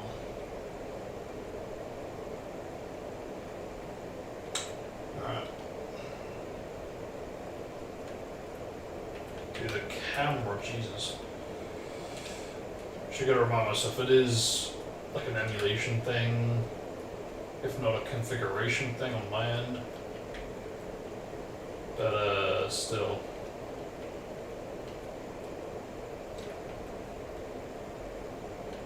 Ew.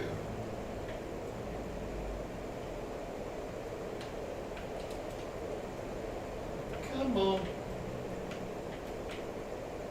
Of course you're not programmed to run into nitro.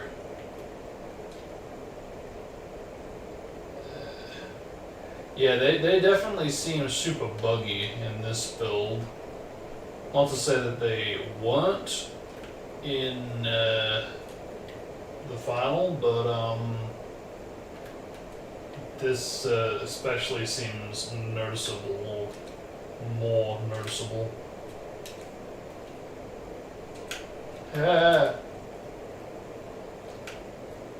Yes!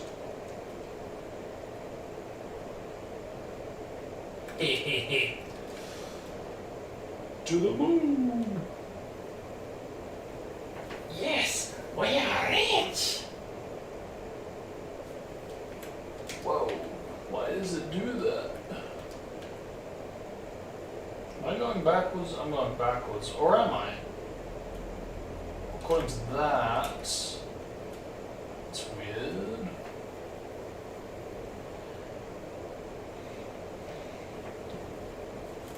What is this, Wonka? Some kind of funhouse?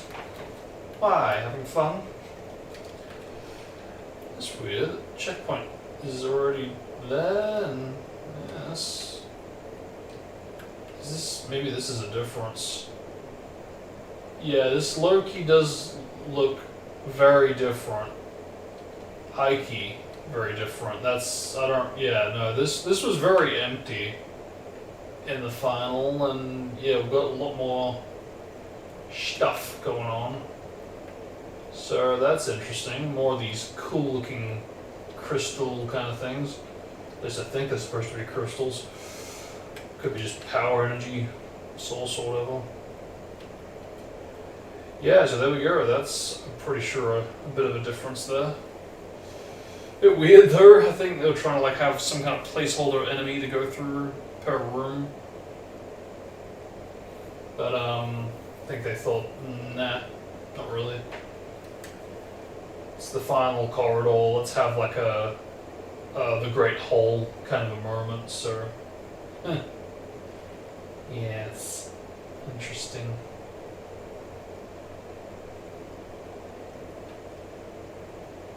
For some reason, for the longest time, I always thought this cutscene or this room was an indoor section. I completely missed that the skybox is literally above. So, yeah, how about that?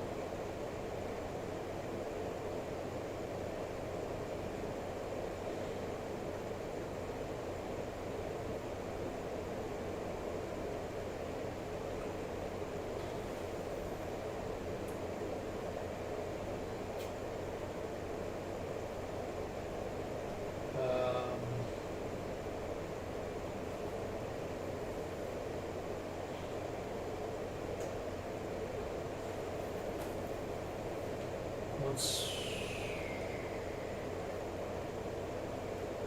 Yeah, I don't get the relevance.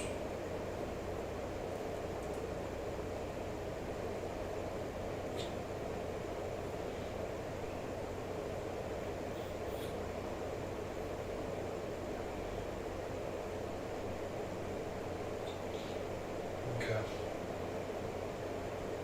Okay. Let's continue.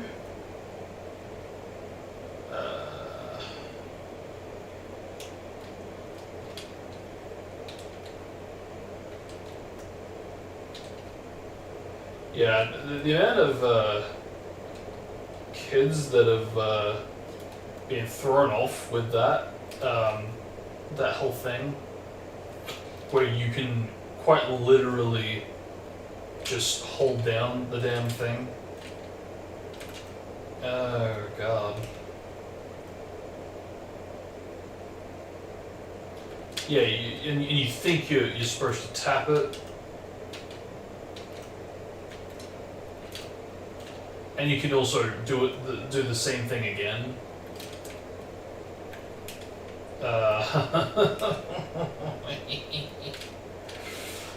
Yeah, you can do the same thing from the top, like so.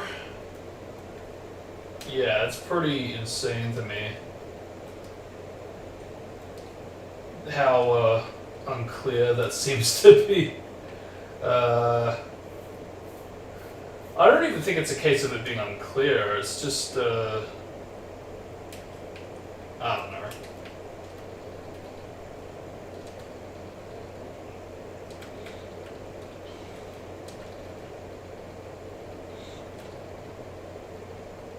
Because it makes sense. It's not like it doesn't highlight that you can do it, but apparently that has tripped up a lot of players, including myself.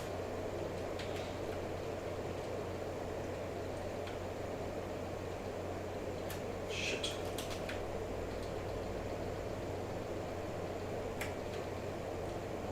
Yeah!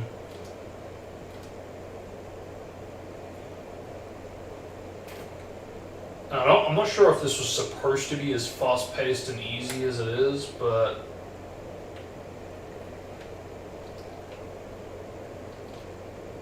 wait, I can't fire. What?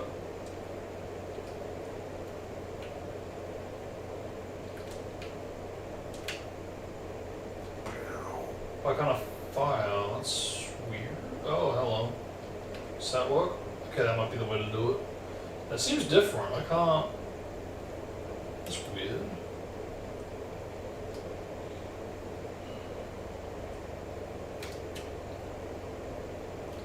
Fire. Okay, so that like flat out doesn't really fire properly. Yeah, wow, that is really whack. Not to say you can't hit him, but yeah, you can clearly see the bullets aren't really going where they're supposed to, so that's definitely a difference right there. Kind of sort of forced me to use the other maneuver, which interestingly is something that I didn't know you could do for the longest time.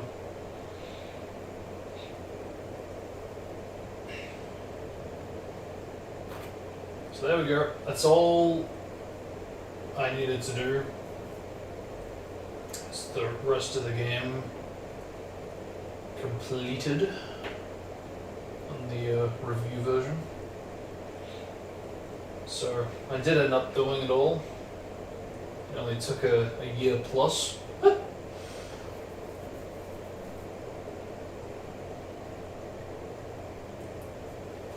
No matter.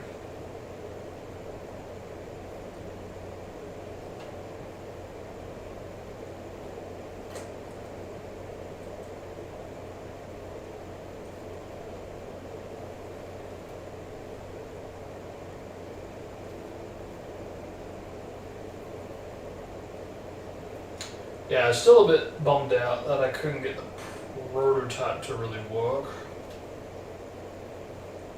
But I don't think there's much of anything I can do about that.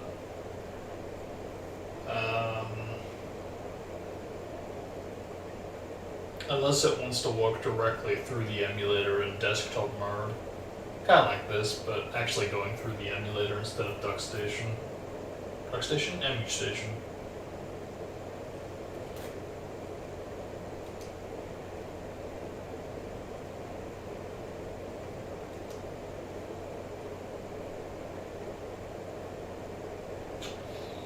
There we go. That's the game.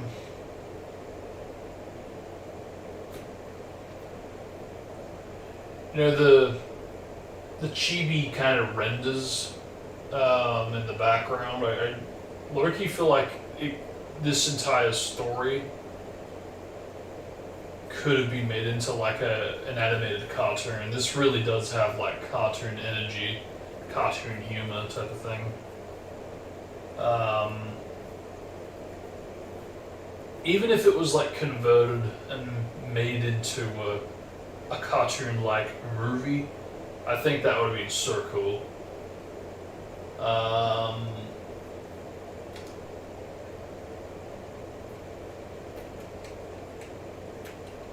Makes you wonder just how differently the reception of the story would have been, and how different the execution of the story would have been, I guess.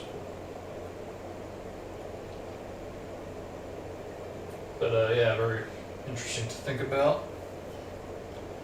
But yeah, now that that's done, I'm not really sure what else to do, because I mean, I should probably wrap up, but I've got so much time to spare. And it would feel wrong to go into return now, because the sound hasn't come back on.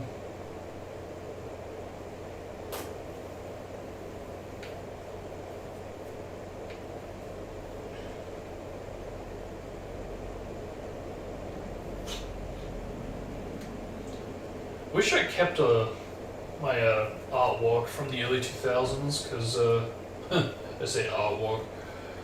Because I used to do a lot of like coloring in back in the day, and I actually remember this cover. I got my father to draw it, basically the whole thing, and I colored it in. Because I remember being a bit confused as to why Cortex didn't have a normal looking colored tongue, or even like the gums being all purple. So I think I actually tried to make an effort to make it look normal.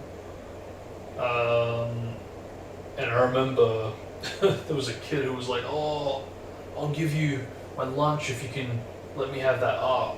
And I'm like, no. No thanks. But yeah, that folder I had was so beautiful. That really is what kind of started a lot of like hardcore ideas for the story that I'm working on now. There was one design that I kind of improvised with the coloring inside of things, because I believe I got my mother to this time do a Mephiles render. I can't even remember what it was copied off of. I don't think it was copied off of anything, because I often provide an image and they'd go and draw it. But for the Mephiles one, I don't actually think I had a reference image to build off of. So I think she kind of just looked at the image that, or not even the image, it might have just been looking at the cutscenes and kind of just improvising the design from that, from memory, because it was a very obscure pose, and I don't recall it was something from the game, so I think it was a bit of improv there. But more than that, the way I colored it was very, very different. It was basically like, what if Carnage fused with Mephiles? What if Mephiles actually looked like the devil? And it looks really cool. It had like this, it was essentially like a fan texture pack edit type of thing if someone made a mod of it. Like a skin pack, a skin mod type of deal. It was essentially Mephiles but red.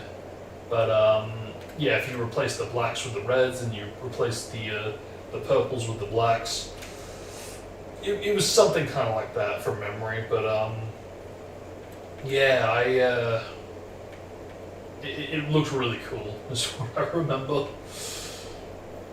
And I remember he had his arms out. He kind of looked like a bit of a zombie. I remember his arms kind of looked like they were almost flaming instead of having like spiky fur or spiky quills. It almost looked like flames. It looked really great. But yeah, I wish I had that folder because I lost pretty much all of that. The only one that I actually do have documentation of from that era of artwork was my mother's drawing of Metal Sonic, which for that I actually provided Sonic Rivals 2, the talking renders. Got her to draw that, and I colored that in, and I actually do have that documented. I think I even used it in the Sonic 3 reviews, so it's cool that elements of that era kind of got to be repurposed in some kind of content creating way. Yeah, I'm looking forward to playing this next year. I think I might also cover the music while I'm at it.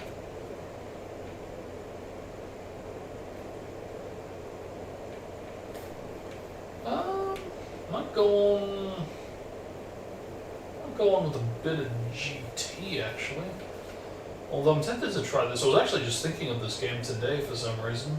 I don't usually think about it unless I'm nostalgic, but yeah, for some reason the tricks kind of came to me. I was like, oh yeah, I'm kind of missing that.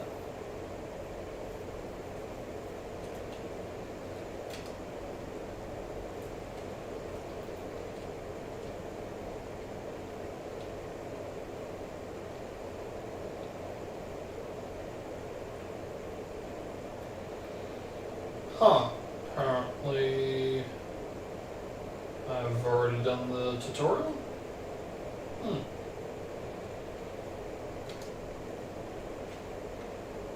I don't know how the hell you get to that room, because I've never gotten there. I didn't get very far playing this growing up. If anything, friends were really what kind of forced me to play this. Because we played like the multiplayer quite often. I remember what friends too, because I mean I had a few friends back then that would like come over and want to play different things. Dude, the amount of height you can get from this is insane. Whoa. Like borderline, I feel like this wasn't supposed to happen.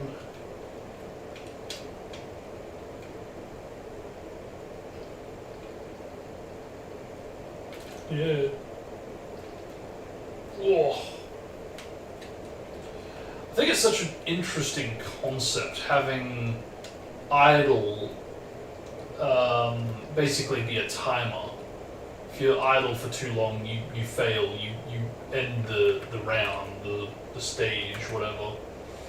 That's so interesting to me, because it's like, yeah, if you're idle for too long, yeah, no, you don't want to do this anymore, okay, game over type of thing. If you take damage enough, again, it's like, it's game over, alright, I guess today's not the day to do this, alright, moving on, let's go home type of thing. It's just so interesting to me. It's such a different and, dare I say, a bit of a bizarre way of doing things, but unique for that reason.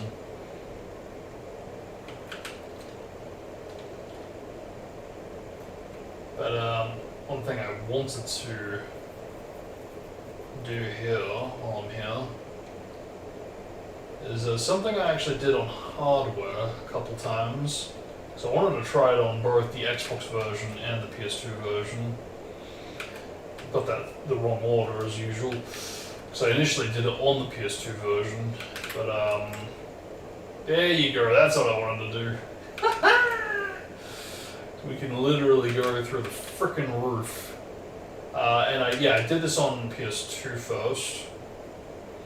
And when I did it, I got some really nasty graphic issues, and it looked really broken. I mean, really, really horrendously broken. Everything was pink. It was that bad. no mods, no glitches. Well, this was a glitch. What am I saying? No mods, no what else? Like texture packs, no cheats, no action replay, no game shark. But just the raw game glitching itself. So yeah. But and all by doing the equivalent of this, but going into the roof. Trying to get the fucking. There you go. There you go. Bang-a-ring. Bang-a-ring. There you go. Whoa, so high. Look at him go! And this, yeah, curiously does not glitch, so that's pretty cool. I'm impressed. Because this is still the PS2 version when you break it down. But, yeah, I'm surprised. This is keeping up with it. Whoa. Shit. There you go. Oh god. Oh god! Whoo! Yeah, like as soon as I would exit out of the roof, it would just totally screw up the visuals on PS2, and it got me curious enough to want to check it out on the Xbox version, which I didn't even know we had, but we do. So I tried it out there, and I actually forget what happened. I think it still did glitch, I just don't think in the exact same way. But yeah, the PS2 version really badly glitched, and consistently too. Every time I booted out and back in, as long as I got to the rooftop parts, it just flat out would have this pink glitchy visual crap going on.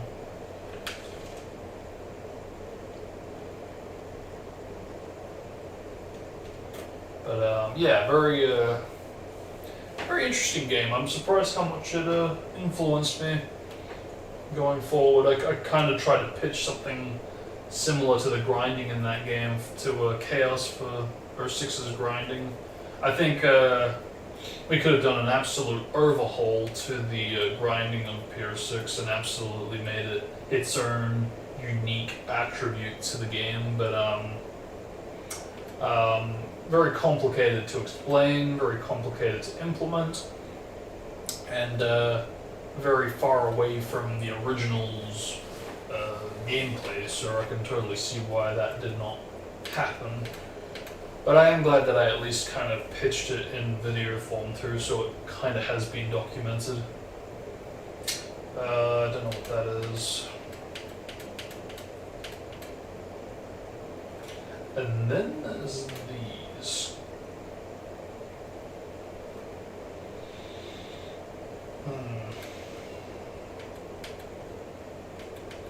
I really ought to rename these, because I don't know which ones are which.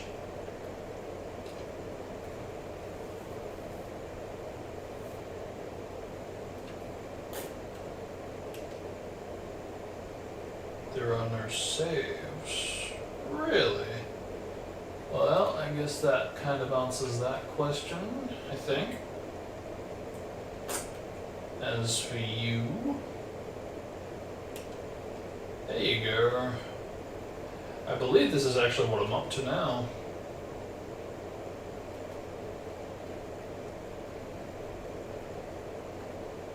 Actually, can we make this full screen? Or have I? No, I have already done that, okay.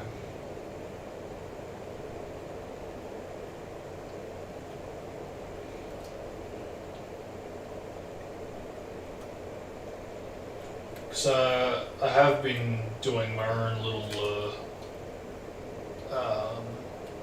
off-stream kind of playthrough,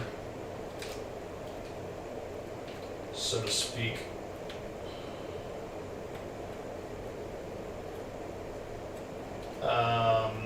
Very slowly, but I have been doing it. It's been very interesting to basically play this for the first time quite independently. Because, you know, I grew up with this. This is the very first game I ever played. But despite that, it still remains as a game I haven't actually clocked before. So,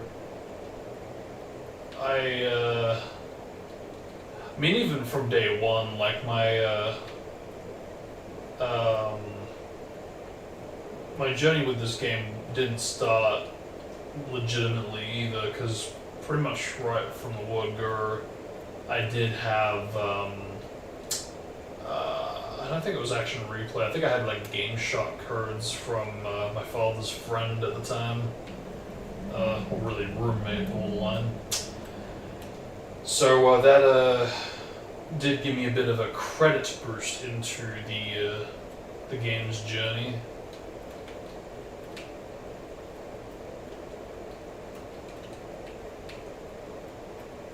Then I encountered a corruption in my game save, so that really sucks. That really hurt, because that was my first time experiencing both corruption, game save loss, and the reality that, you know, in a fleeting moment you could, you know, just be fine, playing the game, go to bed, sleep on it, come back the next morning, and then you've lost everything. You don't get a backup, you don't get to go back a few steps, you just back you go from the start. Everything never happened, basically. Now, you know, keep in mind too, when this happened, this was before YouTube even existed, so, you know, obviously any kind of coverage of, or documentation of what had been achieved back then was, you know, virtually non-existent. Not to say it could be done with like photos and stuff like that, but for, you know, 4-year-old me at the time, that really just felt like the end of the world almost. I think it was disappointing more than upsetting, which was surprising that I even could process that kind of emotion back then, because I didn't throw a tantrum about it. I just remember feeling very deflated about that, which I think was basically the closest thing I could feel to disappointment back at that age.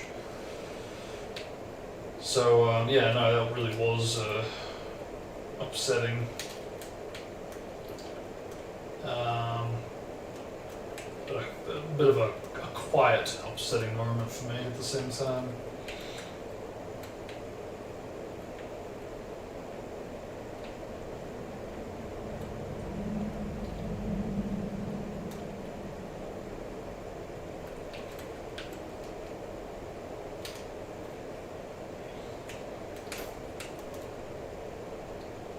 But I remember when we got to GT4, I was a little disappointed. I was absolutely shocked how much they changed from GT3 to 4. And I think I'm not alone in that group. I thought I was for the longest time, but just knowing that there are mods out there that restore things like the GT3 camera and GT4 just really does put a smile on my face. Even more recent mods that try to like re-implement GT3 engine sounds for GT4s. Again, it's stuff like this that makes me go, oh shit, I'm actually not alone on this. Because this is the type of like nitpicky crap that I have with the Broken Bond. It's like, unlike that, where I am pretty much alone on that, it's good to see that, like, for the Gran Turismo side of things, that there are others that actually do care, that do actually want to try to make a lot of these ideas a reality. It's gratifying, you know?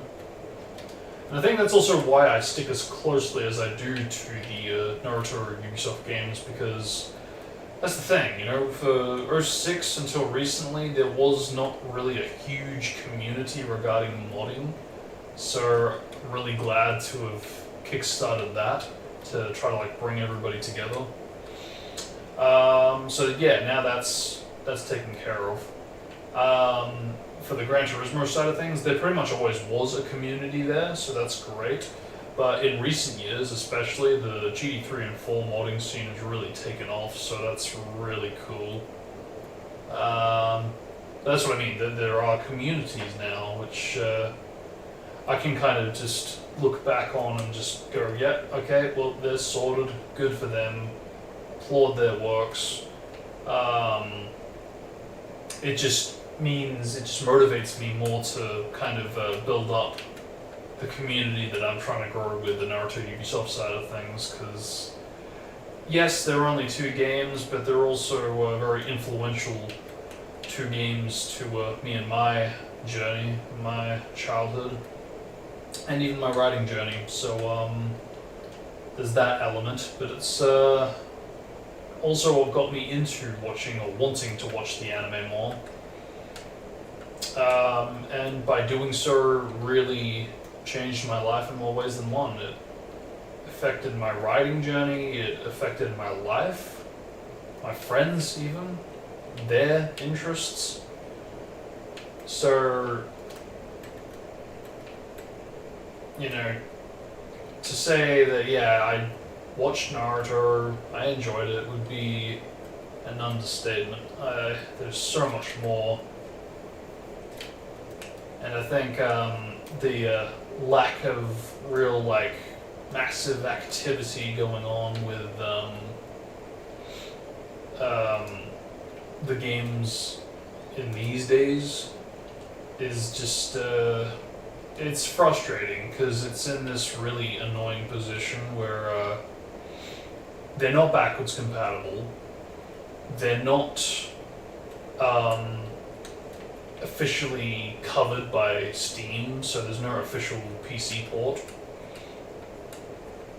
And even the emulation is, it's a lot better. It's pretty damn close to being finalized. But at the same time, it's also not one-to-one. So not everybody has a super powerful gaming PC to emulate it properly. So there's that element as well. So, yeah, put all that together, and, yeah, I mean, even if you want to include the online aspects, I just turned down someone to play online less than 12 hours ago, and I felt horrible for doing it, because, it by nature goes against what I'm trying to do, bringing this community together. But no, I stand by what I said. I'm not subscribed to Xbox Live. I don't want to be subscribed to. Whoa, that was stupid. I don't want to be subscribed to anything I don't need to be subscribed to. It doesn't justify the amount of times that I go online playing Broken Bond, really. I was going to say Rise of a Ninja and Broken Bond, but really, most people are asking to play, Broken Bond over Rise of a Ninja, and that's what I mean. It's like, really, it is for Broken Bond, let's be real.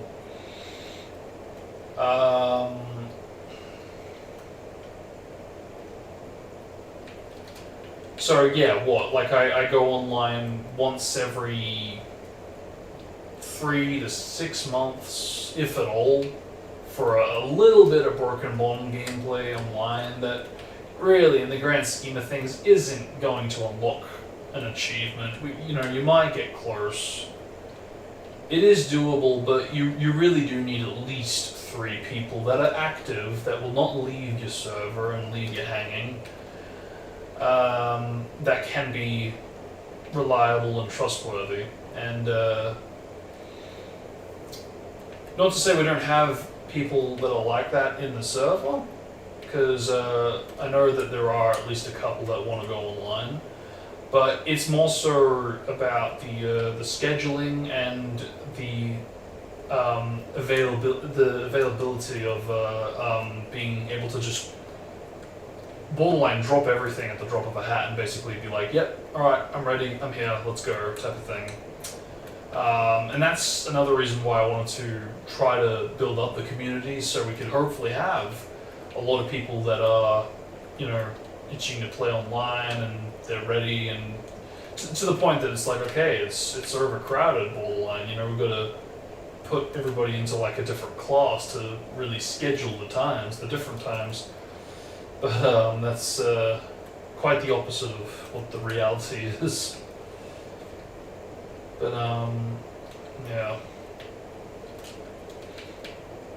But like I said, I look at the Gran Turismo community, I look at communities like the current or 6 modding side of things, the modding community, and yeah, I just think, alright, they're sorted, they've got it covered, you know, they don't need me anymore. But then I look at this Naruto Ubisoft scene, and I just think, Jesus, it's non-existent, and it's virtually non-existent because of the Storm modding scene. So I do get it.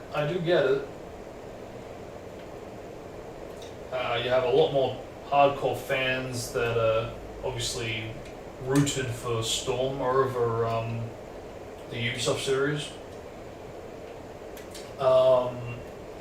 And you know, from their word of mouth, would have opted for friends and family or whoever to basically try Storm over the Ubisoft games, and just based on the fact that they only got 2 games done as opposed to the Storm series, that was an ongoing thing that planned to do more. It was bound to have more of a community compared to the Ubisoft games. So no, I do get it. But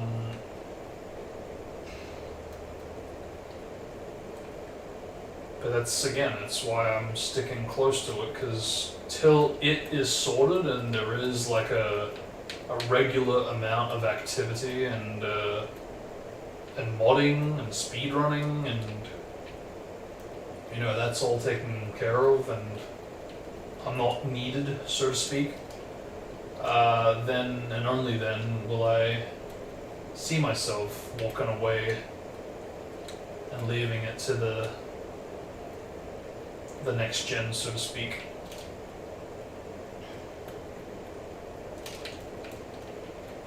Passing the torch.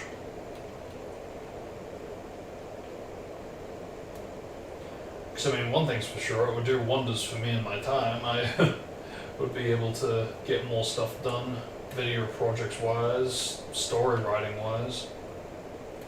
So yeah, for sure, would be cool. But at the same time, you know, not having that also means I get to, by myself, explore uncharted territories, which is really exciting, because it really does feel like, yeah, this is like my time to shine. This is, you know, the time to find whatever, to discover whatever, to document whatever. It just means, you know, in time, when the community does get bigger, you can really look back at these moments, these years, and basically just be like, yeah, a lot of documentation, let's go. But oh god, that was race 3 of I think 10, so whew. Kinda glad I got that much done though.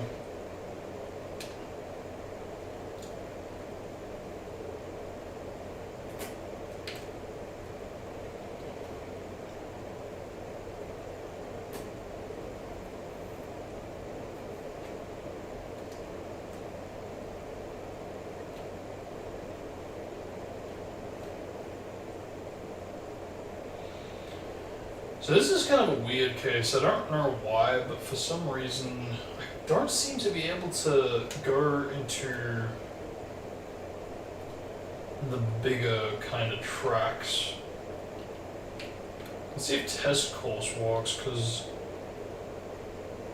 Le Mans doesn't work, Nordschleife doesn't work. But no, test course does apparently work. Alright, I'll take it. I can't believe they disabled it so you can't use the fucking joystick in the pause menu. They really did force it so you have to use D-pad for that. Again, stuff, just little minor things like that. They build up throughout this entire game for me and just really make it hard to like. Needless to say, I do prefer GT3. A bit of an unpopular opinion that's starting to kind of get a bit more traction with the kids that grew up with GT3 and 4.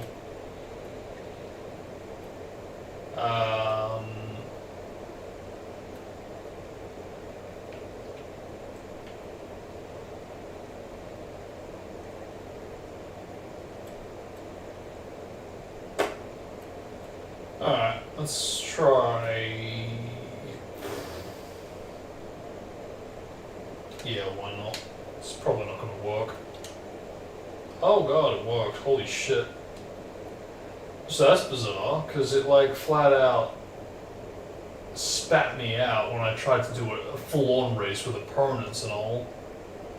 So, yeah, okay, this works. Alright, fine. Does Le Mans work by myself then? Le Mans do also work. Okay. Okay. Well, there we go. Apparently, opponents is the key to breaking it. Because of course it is. Of course it is. Alright.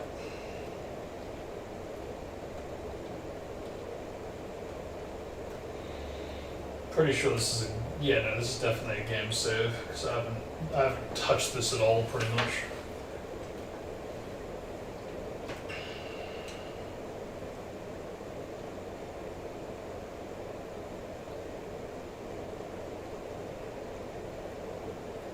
Could also be a rolling start that maybe gets rejected.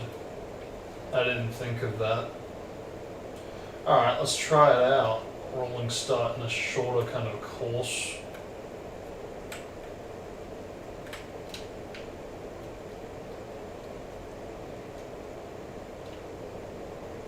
No, that's working. Fucking hate the rolling starts, they're so goddamn long. Again, that's another thing. It's realistic, sure, but it's also really slow to get into a fucking race when you literally hit start race. Which is, you know, curious too that they felt the need to even swap that out and just change it to A-spec drivers mode instead of start race. But alright, so rolling start works there. Let's try rolling start here.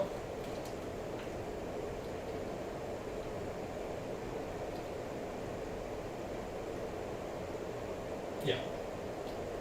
Don't like that. So rolling start, bigger course, no go. Gotcha.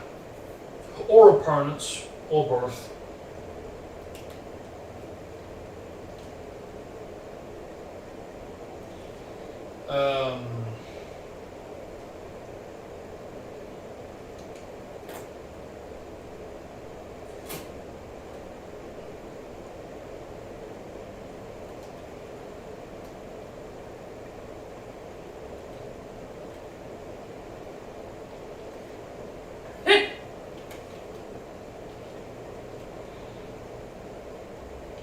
Alright, what if I do that and I do it now?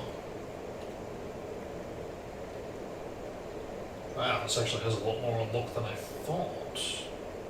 Nope. Nope.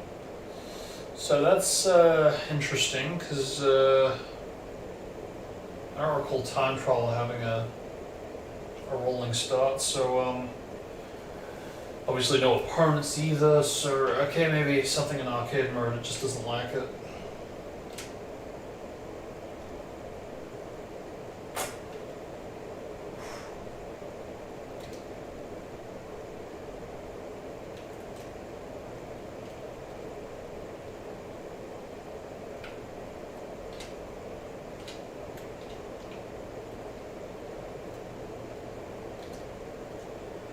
So this is pretty amazing. I don't know if I ever said this on stream, but I was actually on the lookout for this very build on eBay pretty close to daily, going back about a couple years ago. I am pretty obsessed with the prospect of playing Gran Turismo 4 tracks on the Gran Turismo 3 engine. Not just that, but also seeing it with the GT3 visuals, whether it's the UI or even the graphics itself. I don't know why, but to me, for some reason, the look of the tracks in GT3's engine makes it look just a little bit better for me anyway. I don't really know why, it just kind of has this more welcoming vibe about it, more, I guess you could say realistic in a sense. But it also has a more warm, vibrant kind of, dare I say, even like borderline candy color kind of a look. That's not too unrealistic, but realistic enough. And yeah, just the idea of being able to like be on the engine that I grew up with and getting to experience the GT4 tracks on it, I was like, yeah, sign me up. This is like the closest thing to a mod that we're ever gonna get, and it's been done, and it's existed for 20 years, but it's super rare, and you know, it's super impressive, just because of how different and unique it is. So yeah, this is a little bit different to your typical kind of GT build. It's not GT4, it's not GT4 Prologue, it's not GT Concept, it's not GT3, it's a variant of Concept, but it's very different if you were to AB Concept to this, because obviously this track does not appear in the normal Concept. So yeah, with all those factors on the table, I was super curious to see if I could find this build, as well as the other one that places you in Fuji Speedway.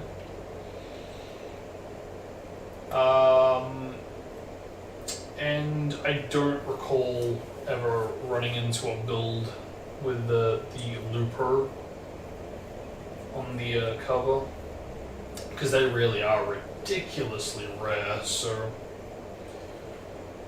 yeah, that's just the state of it. It's actually somehow even more rare than GT2000, because I believe I have a couple of copies of theirs, and the fact that I've even encountered over 10 of them on eBay should tell you everything you need to know about something that's considered super rare, which it is, but it also kind of isn't, because it's like, yeah, it's rare, but also you can find one on eBay right now. You know, like it's, it might be super expensive and pricey and all that,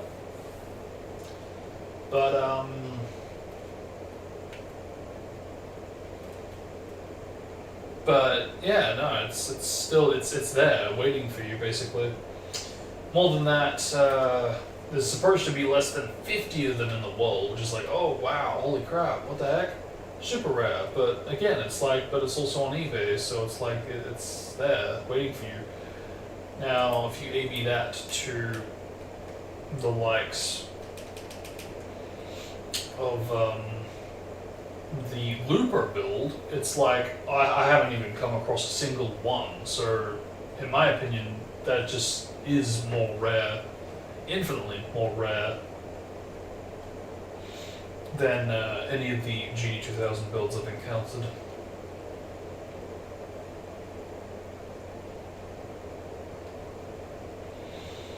But I wouldn't mind trying to install the mod that was released for this.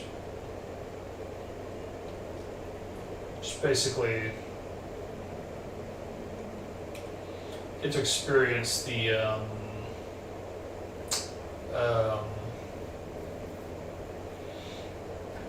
full-on pack of GD concept, some GD4 cars in the equivalent of 3.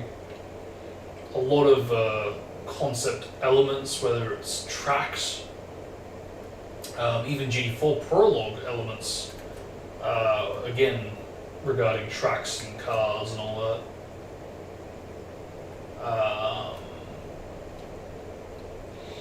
The only thing that's going to take me a bit to get used to is the modified engine sounds, because of course I'm very conditioned with the GD3 engine sounds ingrained into my muscle memory, so to speak.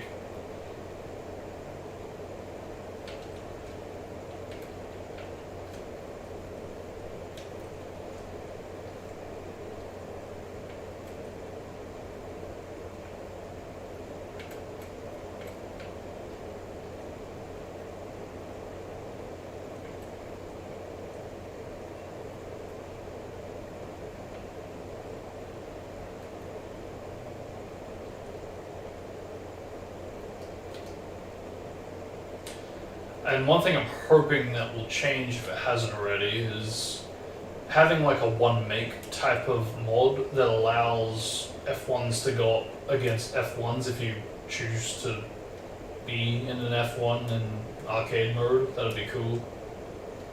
Because, yeah, I haven't been able to go up against F1s in arcade mode. Ever. You can only go up against F1s in the Grand Prix. Whether you view that as an oversight or not, you be the judge, but it is what it is.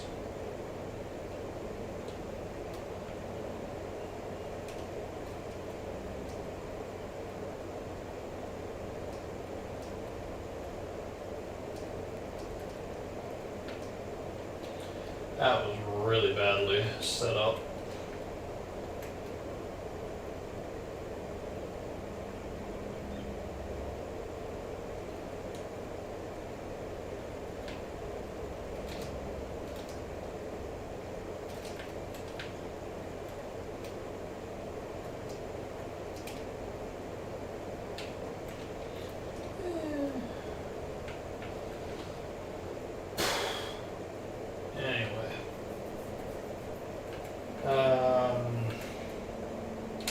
What's this? Hapex. Could be another GT build, if I were to guess. Yep. But, okay, hand trick. Got it.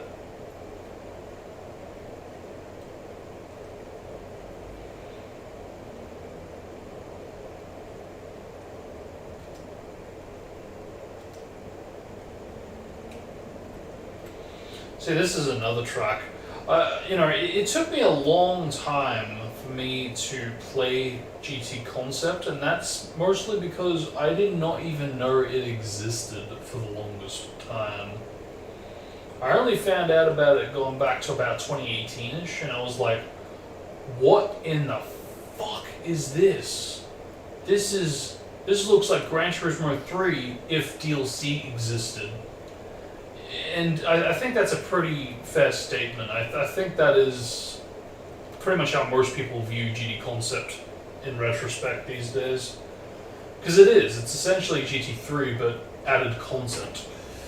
So, I feel like it's the type of thing that, yeah, would have been DLC if had it been made in a DLC era. So, yeah, it essentially is that. But, Hmm.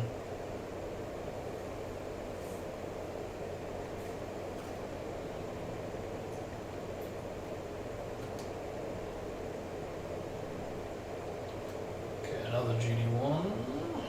Is this the Nissan one, or? Oh no, this is the full game. It's just the NTSC-J version. I don't remember this working. I remember this kind of giving me a bit of grief in the past, so I'm a bit shocked to see it working here.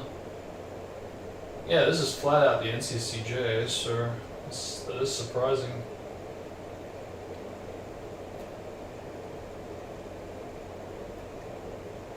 It's crazy. I even had this. Yeah, this is like literally GT4, but on GT3's engine. It's insane to me.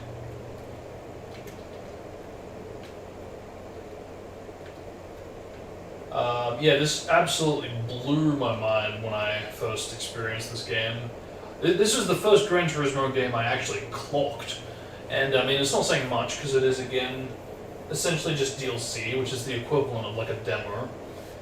But this and GT4 Prologue were like the very first pieces of like GT content that I absolutely consumed with delight. Just based on the fact that, for one thing, it was built off of the GT3 engine, and two, it felt like new, fresh GT3 content, but perhaps more importantly for me, it felt like that was the real Gran Turismo 4 that I wanted to experience back in 05, because when I experienced GT4 for the first time, I was just disappointed, ultimately, to how many differences there were. It didn't feel like a sequel. It didn't feel that way at all. It felt like a new game, like a different franchise. The menus, the UI, even the music to a degree, the instrumentation, it all just felt like a different brand, a different franchise, a different theme, a different focus. It did not feel like Gran Turismo to me.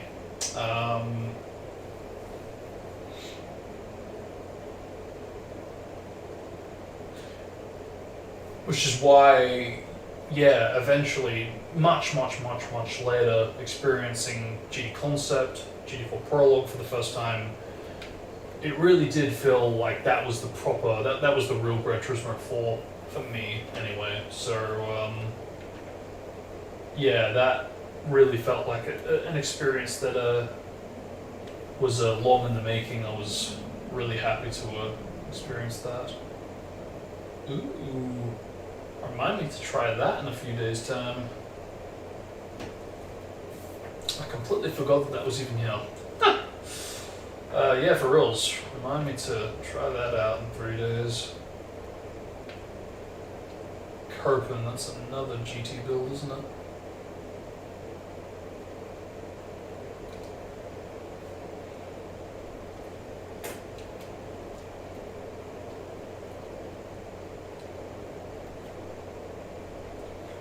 Again with the Autumn Ring.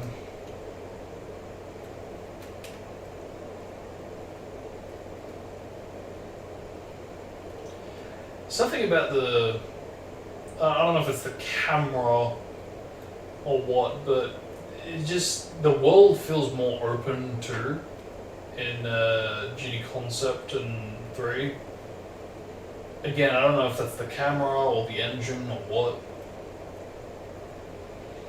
Whereas if I go on this exact same track in 4, it just feels more linear, and the physics really just don't help for me. Like, I often hear that GT4's physics is supposed to be so much more better and so much more realistic than 3. And I would argue that, yes, it does. It does feel much more realistic, but I think to a fault. I do think that it does exaggerate a lot of the realisms of the reality of racing. For example, I think when you have a single tire go on the grass, it pulling you is something that happened in GT3 as well, but I feel like it really badly got exaggerated in 4, to the point that it just feels like, yeah, no, you're getting sucked in. You are like actually getting pulled right this second, not, over the course of a couple of seconds or so. It's like, no, right now you are pulled off, and it just, I don't know, I didn't really buy that. I didn't look at that and go, yeah, that's realistic. But that's just my opinion. Anyway, yeah, okay, I'm gonna wrap this up. So I did what I set out to. I said that, not really. Didn't get return working. But the backup was to, yeah, basically through the rest of Twinsanity. And as short as it was, did end up doing it. So a little late. Because I was thinking of maybe returning around September-ish, if not on the anniversary, after I got the Cycle of Hatred stuff done. But that was not going to leave me with much time to do it.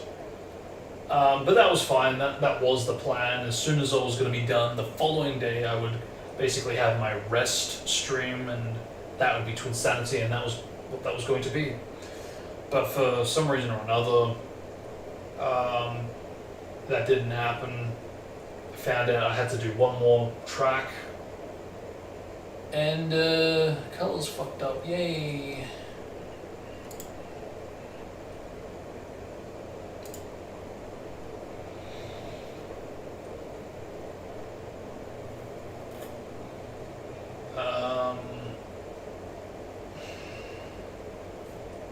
Yeah, I think it was that one extra track that really kind of screwed up the original plan.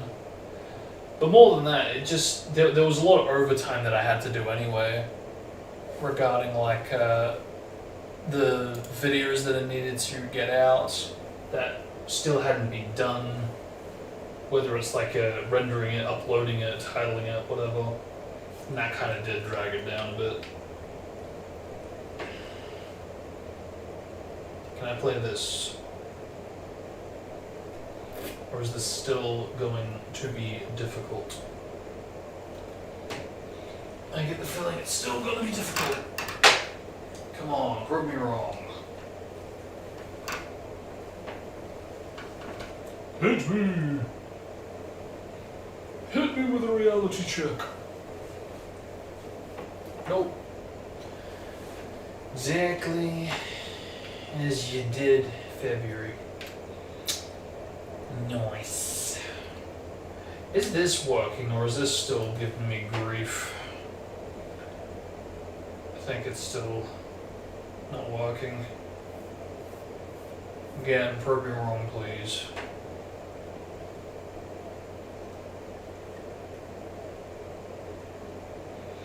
Yeah, I don't know what happened. It's like a lot of emulators just kind of bailed on me, and I don't know why. I'm glad I've finally got the PS2 back and running, back and working again.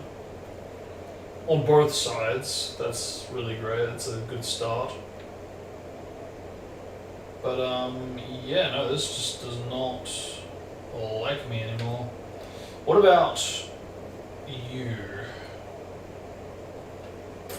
This might be fine, but given everything else, I'm not holding my breath. And to be fair, this has been very unpredictable, so this could fail and then work if I try it again, so again, I'm not holding my breath. Yay, let's go. Yeah, like I said before though, this has been much more reliable. Was. I don't know what happened to the game save. Is that normal? No, that's not normal, because we totally did an anniversary stream, and yeah, we totally clocked it on this version. I'm pretty sure. Within like the last couple years, I'm pretty sure we did do that. So I don't know what's going on with the game save, but whatever. Actually, this could also be a side effect of the emulator screwing up, because pretty much everything got affected game save wise. So yeah, actually I think that could be what happened. So we're just kind of back here then. Whew, I'm not used to these different controls.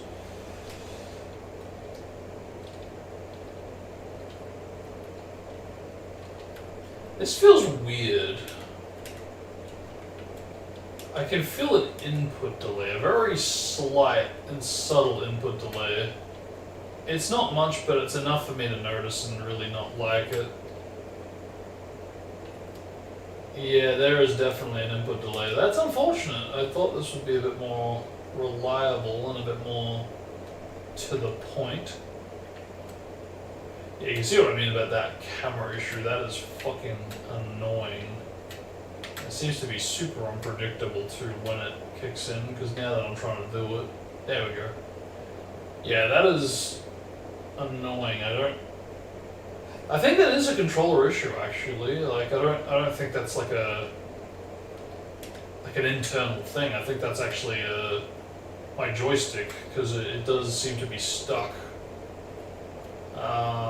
Not noticeably, only noticeably in gameplay, so it might be time to switch over.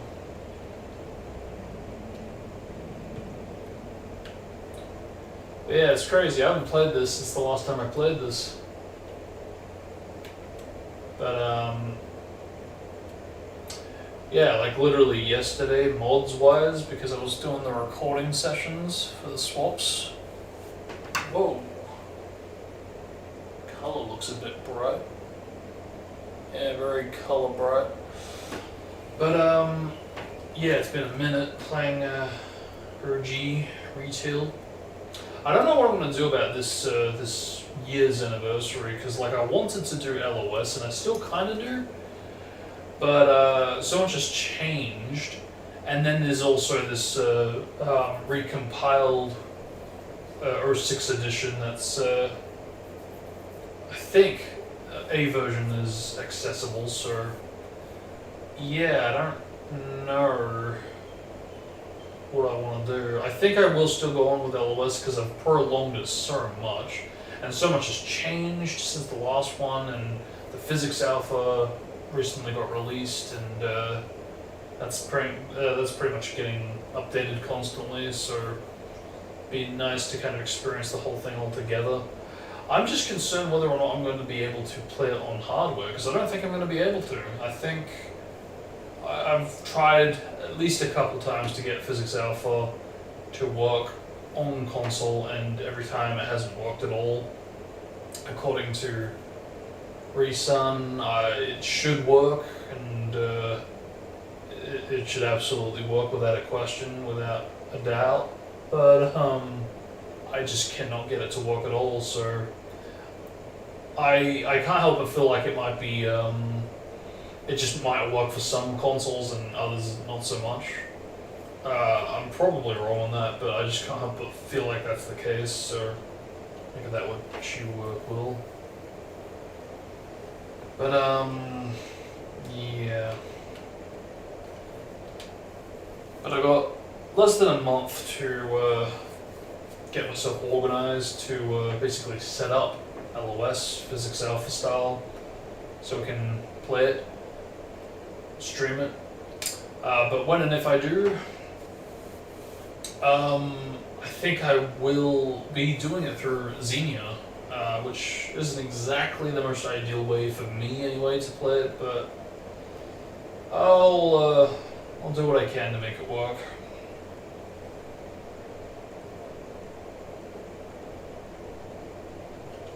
I look forward to covering this, whether I stream it or whatever, because I do want to cover the music. That much is essential,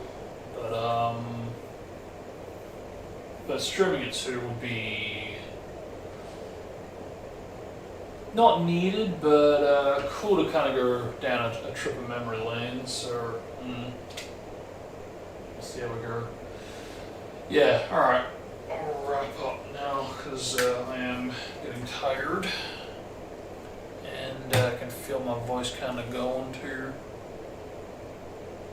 That's alright. Didn't get much done, but nice little relaxing kind of a stream. Kind of just realised I can't do that. Yeah, nice little relaxing stream, even if it was a bit stressful on the trying to get things to work side of things. But yeah, bummer. No real return coverage, but yeah, it just doesn't feel right to play the game without music, even if it would be a more classical way of playing it. At least I've kind of fulfilled my original plan to stream Twinsanity. Of course, just a very different date to when I initially expected to be doing it, so. But, alright. With that, yeah, I will wrap up. I will be returning in, 3 days' time for tag team racing, hopefully with audio as well. That'll be nice. Or better yet, even tomorrow, if I can get the audio working to get a bit of return stuff. But I'm not really expecting that at this point. I've got enough on my plate to get the rest of the tag team stuff out, music-wise. Let alone to do the stream as well. So, yeah, 3 days is pretty soon enough anyway. And even then, I'm still got the, I think, Rise of the Underminer, there's that's coming up on, I think, the 24th. And then, less than a week, we're already going to be going on with Rise of a Ninja. So it's already a very, very busy and packed schedule, so I don't really want to cram it even more. I don't know, we'll see how we go, but yeah, till next time, thank you all for watching, hope you all enjoyed. Yeah, till next time, have a good one, stay safe, and